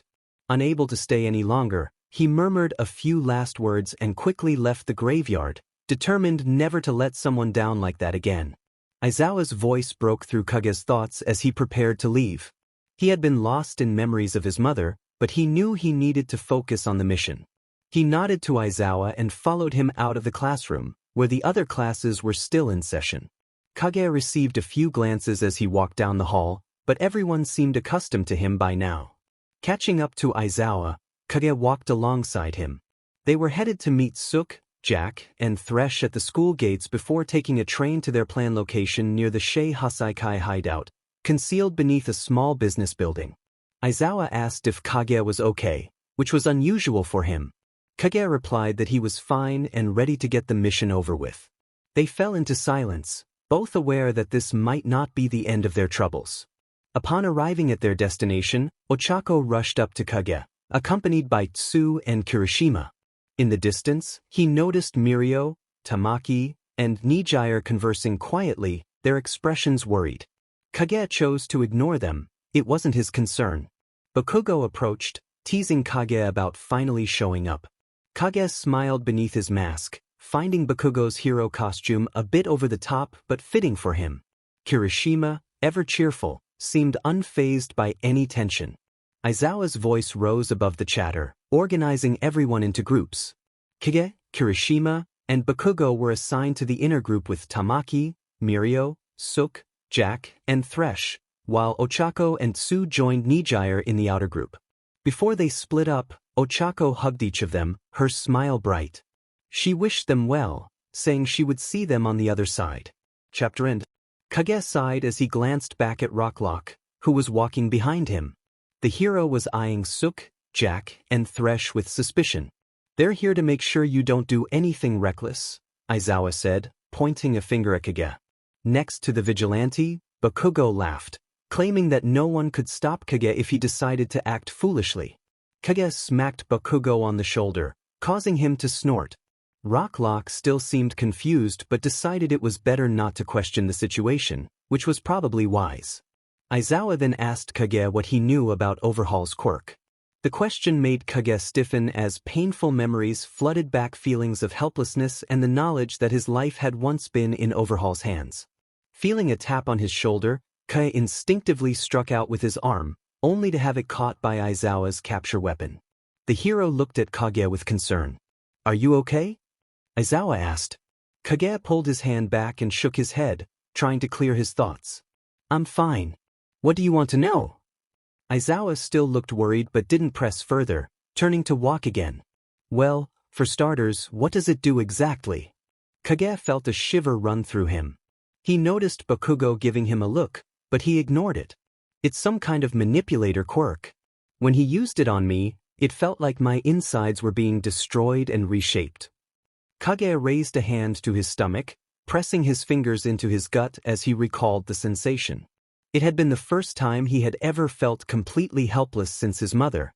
"Anyway, I think as long as he can't touch you, he can't reshape you," Kage said, trying to sound casual, though the glances from the heroes around him indicated it wasn't working.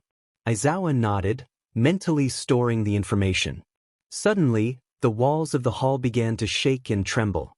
Kage glanced at Bakugo, who looked confused. An earthquake? Bakugo asked. Then an arm made of stone shot out from the wall, crashing into Fat Gum and Kirishima. The two were pulled into a hole in the wall, which quickly sealed itself before anyone could follow. We need to stop the shaking. Aizawa shouted over the noise of creaking and crashing.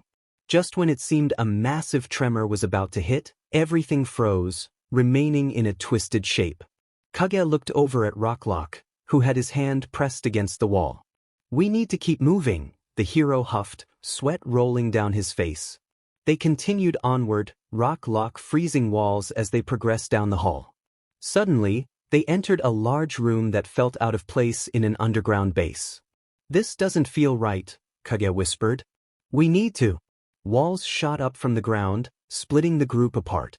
Kage spun around, spotting Bakugo out of the corner of his eye. It was just the two of them now, and Bakugo's quirk couldn't easily break through solid stone. Then, a hole opened in the wall, revealing a blonde girl with a sharp grin. Hey Zuzu. Long time, no see, she said. Toga, Kage thought, shooting a warning look at Bakugo to stay back. The girl stalked forward, still grinning. That was so rude of you, stealing our friend like that. Someone should really teach you a lesson about manners. In an instant, she lunged, a knife flashing in her hand. Kage leaped to the side, but suddenly, his gut felt like it was on fire. He stumbled back, staring down at the knife handle protruding from his body. Toga had been holding two knives. Kage noticed Bakugo fighting Toga out of the corner of his eye, but the sounds around him faded. His ears felt muffled, and it seemed his vision was blurring. Slumping against the newly constructed wall, Kage's mind swam. He knew he was there for a reason, but the details eluded him. Who was he supposed to find? The girl, perhaps? A girl with red eyes. Kage glanced up through his fading vision, seeing red eyes hovering above him. The person was shouting something, likely expressing concern. What had he done now? Those weren't the girl's eyes, were they? Kage managed one coherent thought before drifting into unconsciousness. He needed to save that girl, whoever she was. Kage slowly opened his eyes, confused by the noise around him. Where was he again? The vigilante couldn't quite remember. He blinked through the haze of his vision at the worried face above him, Kaken's face. Kage sat up slowly, wincing at the pain in his side. Bakugo fell back with a sigh of relief at the movement. He expressed gratitude, relieved that Kage was still alive. Gingerly, Kage pressed a hand to his gut, puzzled by the reduced pain. Kaken seemed to notice his confusion and shrugged, relief still evident on his face. The blonde held up a small, now empty bottle. He explained that he found it in Kage's pocket and thought it might help. Kage stared at him in shock, incredulous that Kaken had given him something unknown, hoping it would improve his condition instead of worsening it. Bakugo shrugged again, and Kage sighed, glancing around. The walls were gone, and Aizawa stood next to the crumpled form of someone Kage didn't recognize. That person was likely the cause of the chaos, given the way Aizawa and Sir Night-Eye glared at him. Shakily, Kage got to his feet. The liquid Bakugo had given him was more like Recovery Girl's healing medicine, which explained how much better his stomach felt. As he stood, 3 figures rushed over, each displaying varying expressions of concern.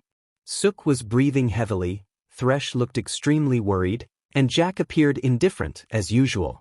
The black-haired man marched up to Kage and flicked his forehead. Kage blinked in confusion. Jack frowned, stating that Kage's actions had been foolish. Kage stared at him in disbelief, retorting that getting stabbed was indeed a revelation. Jack scoffed and walked away, leaving Suk to offer an apologetic look. He assured Kage that Jack cared, despite his harsh demeanor. Kage acknowledged this with a sigh. Thresh, now cheerful, mentioned that Jack seemed the most stressed about Kage bleeding out, aside from the blonde kid. At the mention of blonde kid, Bakugo glanced up, and Thresh waved at him, smiling brightly. Kaken waved back, clearly confused. Mirio's voice broke through the moment, expressing concern about reaching Eri quickly. Kage turned to see the worried third year, his usually cheerful demeanor replaced by a frown. Night Eye approached, placing a hand on Mirio's shoulder, affirming that they would make it. Mirio shook him off, insisting that not all of them could go, but he could. Kage understood what he meant. Mirio's quirk allowed him to phase through matter, enabling him to reach Eri much faster. But wasn't it risky for him to go alone? Jack interjected, stating he would accompany Mirio, as he could also phase through walls. This silenced most of the arguing heroes, and Mirio smiled at Jack, agreeing to the plan. With that, Lemillion disappeared through a wall. After a quick glance at Sook, Jack followed, turning to smoke before vanishing through the stone. Night Eye urged the remaining heroes to catch up quickly, knowing that if Mirio and Jack faced Overhaul alone, they would be in serious trouble. After running through more halls for about 10 minutes, the remaining group of heroes entered a larger room. Tamaki had peeled away to confront a few small villains, and Rocklock stayed behind to ensure their escape route remained open. Now it was just Bakugo, Night Eye, Aizawa, Sook, Thresh, and K. The room was expansive, but the ground was littered with sharp rock spires and signs of a recent struggle. Kage whipped around, trying to discern any signs of life. It was completely empty. Kage dropped the two halves of the cookie to the ground, watching as it disintegrated. Eri was still sitting on the ground, sobbing silently, surrounded by dust that had once been Kage's friend. Suddenly, Kage felt the ground rumble beneath him. He tried to get to his feet, preparing for a fight. He couldn't remain an easy target. Before he could move, a rock spire shot up from the ground in front of him, aimed straight at his chest. This was it. He was about to face his end. A figure leaped in front of him, taking the spear directly to the heart. Kage gasped and stepped back as Mirio fell to the ground, struggling to breathe. Not him too. Kage dropped to his knees beside the third year, desperate to help. But the moment the vigilante saw the wound in Mirio's chest, he knew there was nothing he could do. The injury gaped open, and blood spilled over the blonde's hero costume. Yet somehow, Mirio remained smiling, blood trickling from his mouth and pooling beneath him. Not again. Not someone else. Why couldn't it have been him? Mirio squeezed Kage's hand, drawing the vigilante's attention. He spoke with a slurred voice, his eyes slowly losing focus. Kage nodded, gently shaking Mirio's shoulder to keep him awake. Yes, I know about One for All, he replied. Mirio's smile widened. He recalled seeing Kage that day, up in the tree, and expressed his concern about Kage telling someone. He should have known better. Kage would become a great hero. Before Kage could react, Mirio pressed his bloodied hand against a small cut on Kage's arm.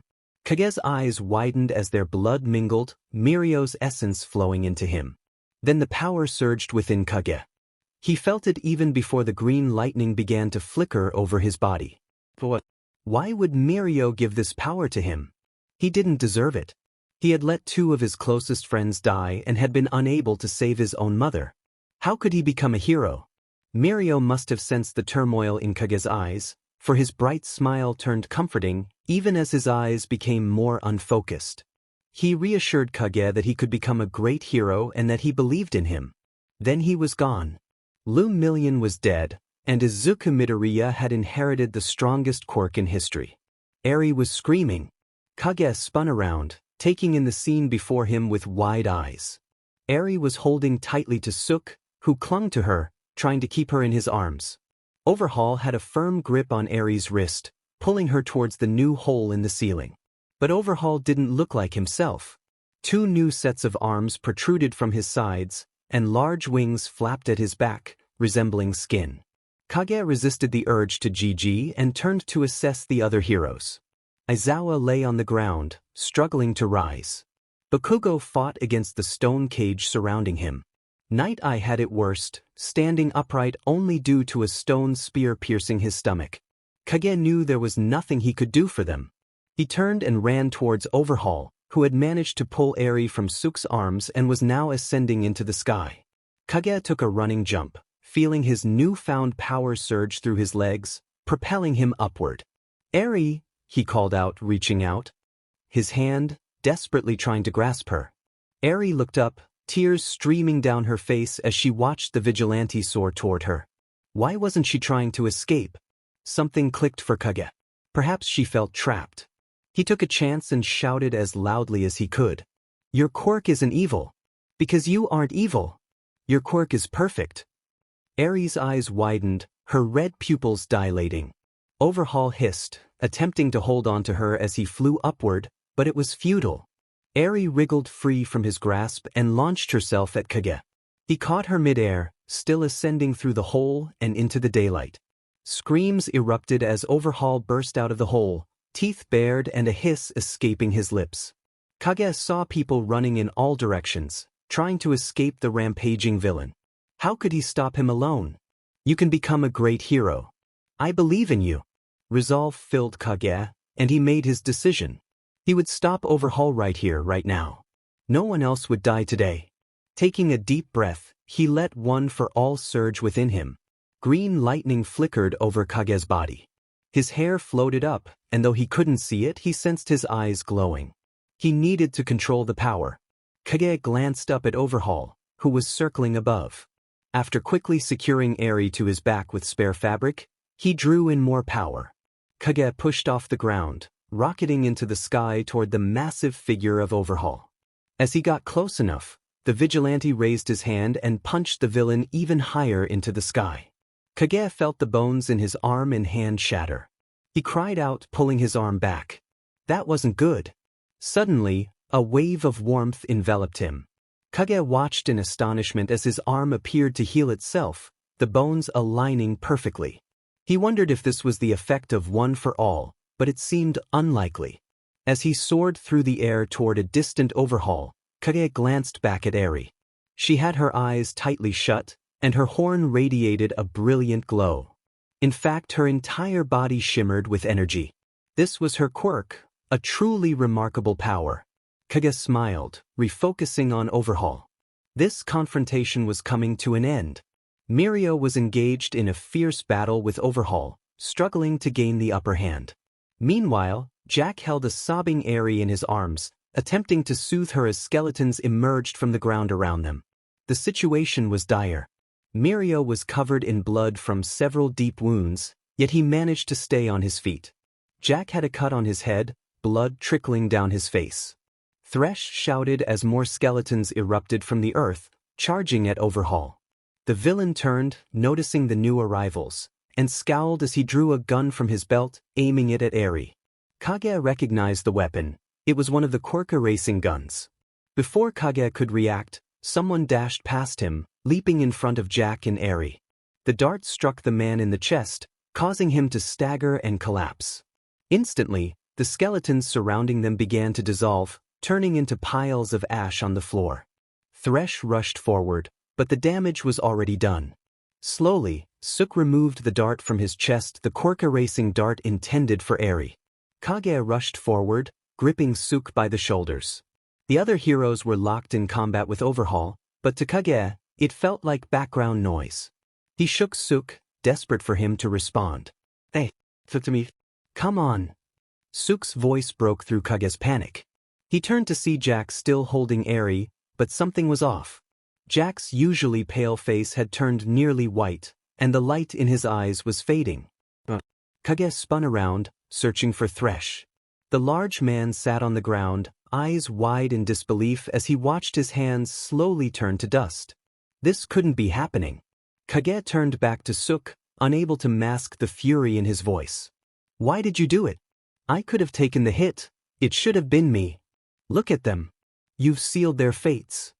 Izuku, stop. Jack's tone was firm, but sadness lingered in his eyes. Eri continued to cry, silent tears streaming down her face. Kage watched as Jack's legs began to disintegrate.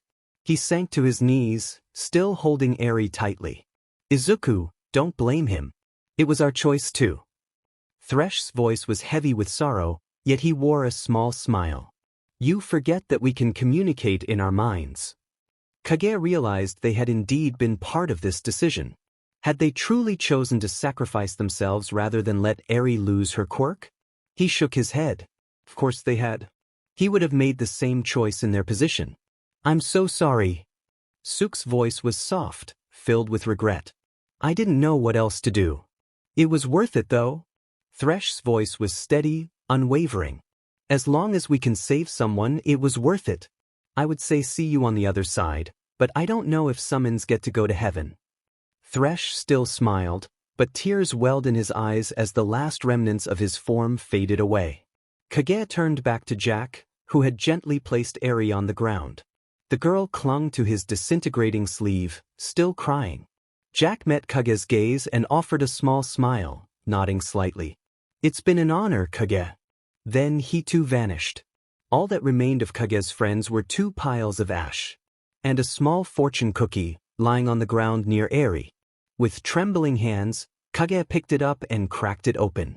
Afterwards, Kage wouldn't be able to remember how he had done it. All he knew was that when his mind cleared, he was falling towards the ground, chasing the unconscious form of Overhaul. He was aware, in the back of his mind, that his mask was gone, probably lost in the fight. In that moment, however, he didn't care. Kage just had to ensure that Eri was safe. At the last second, right before impact, he activated his new quirk, cushioning his fall. Dropping into a roll, Kage pulled Eri into his arms. The little girl still had her eyes shut tight, breathing heavily. Did she not know how to deactivate her quirk? Kage felt all his wounds from the day vanish, only for old, healed wounds to rip open. He fell to his knees, his head spinning. Then, a sharp pain opened up in his stomach, the same wound he had received from that villain months before, on the very first night he had encountered Aizawa. How had his life changed so much since that night? Kage could barely remember a time when 1A hadn't filled his days. Had there really been a time when he hadn't had people he could count on? In his arms, Eri shivered, whimpering. Then her horn shrank and her quirk stopped. Through a haze, Kage glanced up at Aizawa, who was limping quickly towards him. When he got close enough, Kage shakily rose to his feet, pushing Eri into the hero's arms. He managed to say that they had done it before his mind went blank, and he collapsed, fading into darkness. You don't appear to have any injuries, either external or otherwise. The doctor eyed Kage's upper body with suspicion, following the lines of scars on the vigilante's arms and chest. But these scars are strange. How did you say you got them again? Aizawa poked his head through the door into the vigilante's hospital room, interrupting the doctor. Kage quickly put his shirt back on, giving the doctor a small nod before following Aizawa out of the room. Where are we going? Kage asked, curious. Aizawa's gaze was distant, as if he was lost in thought about everything that had happened earlier. He blinked, pulling himself back to the present. To Night Eye's room. He wanted to see you for some reason. Kage nodded, wondering why Night Eye would want to see him specifically. He couldn't remember ever having a conversation with the grumpy hero. Why would he want to see him? How are the others doing? Kage inquired. Kirishima, Fat Gum, and Tamaki made it out with minimal damage. Bakugo had some minor wounds, but he'll be fine after a few days. Nijire, Tsu, Uraraka, and Rocklock are all okay. As for the others... Aizawa's voice trailed off, and Kage's heart sank.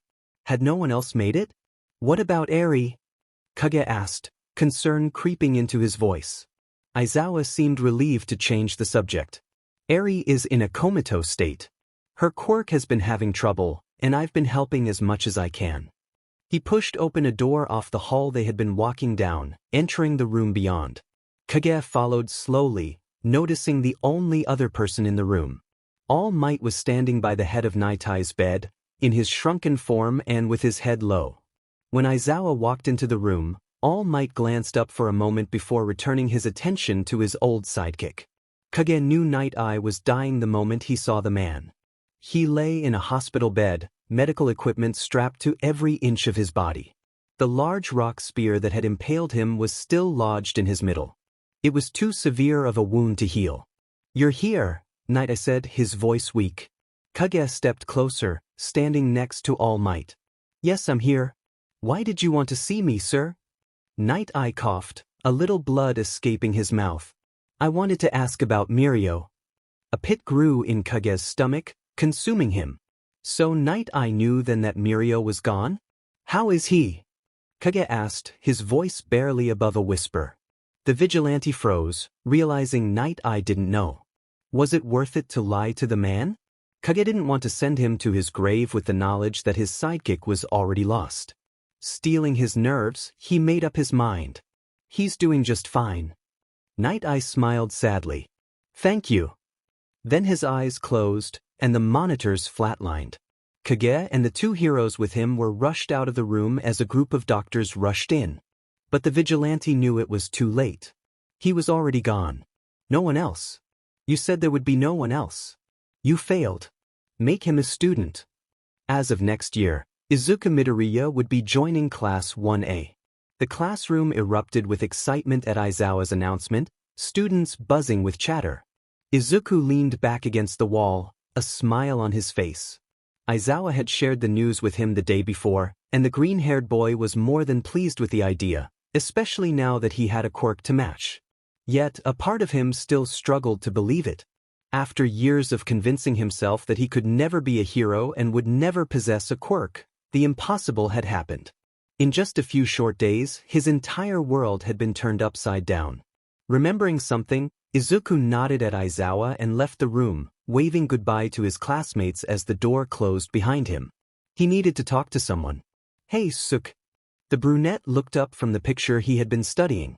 Ever since the overhaul incident, Suk had become very quiet. The only people he spoke to were Izuku and Eri.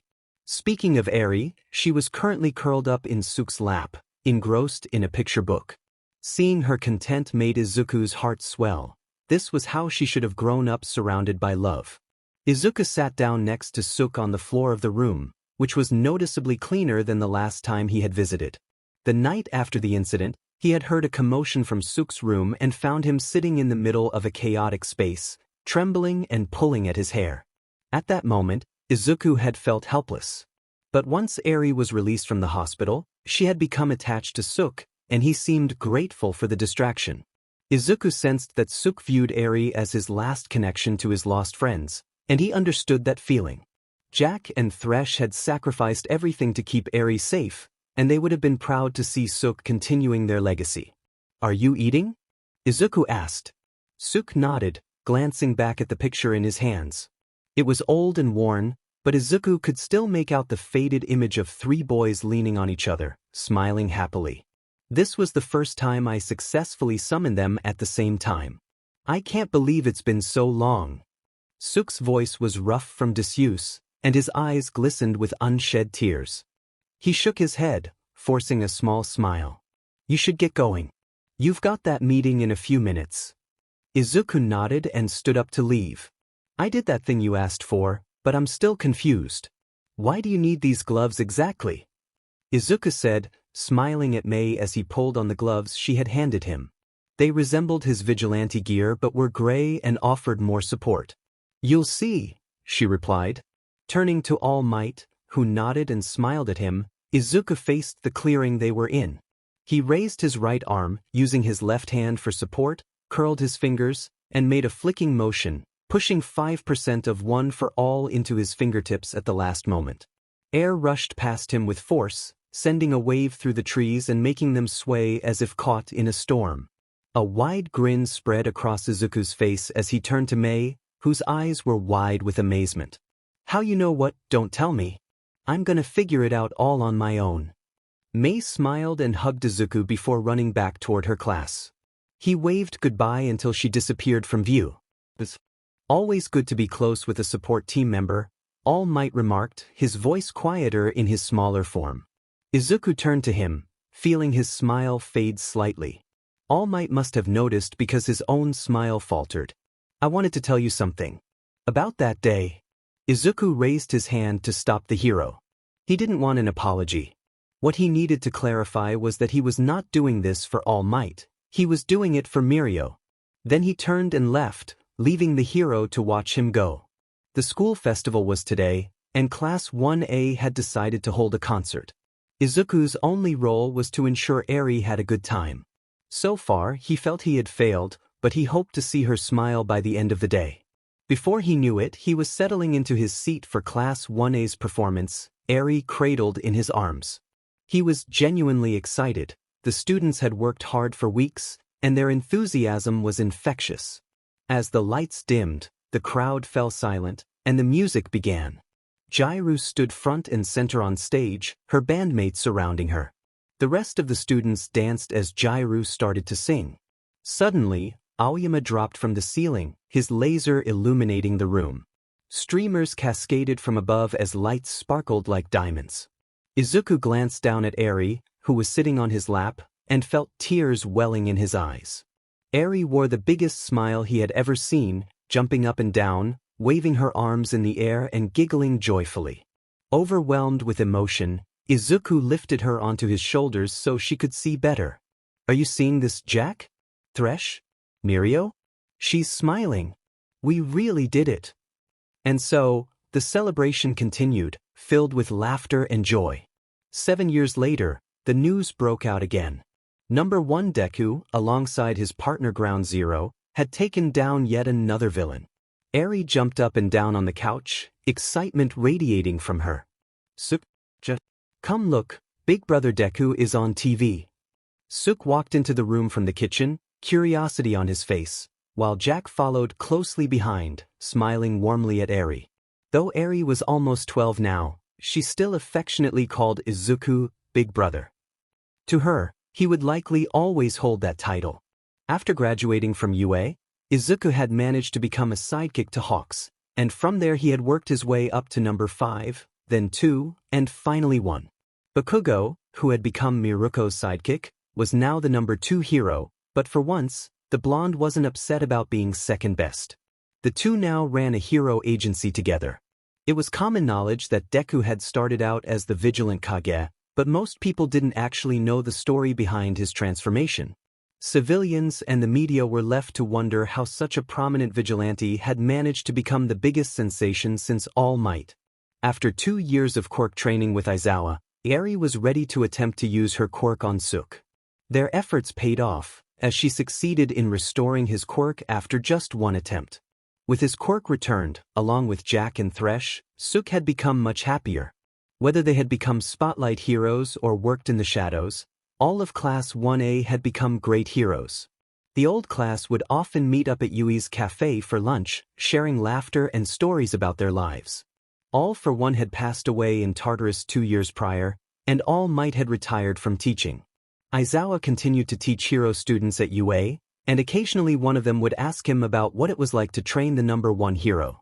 Aizawa would just smile, recalling the challenges he faced. It had been an absolute nightmare. Deku had managed to master one for all.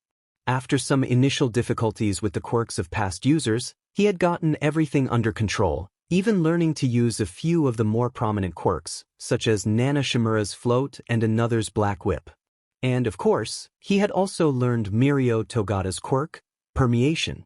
Even though he had achieved his dream, Izuku still found himself wishing he could go back. He missed the days of hopping across rooftops, outrunning heroes, and defeating villains from the shadows. But he was never ungrateful.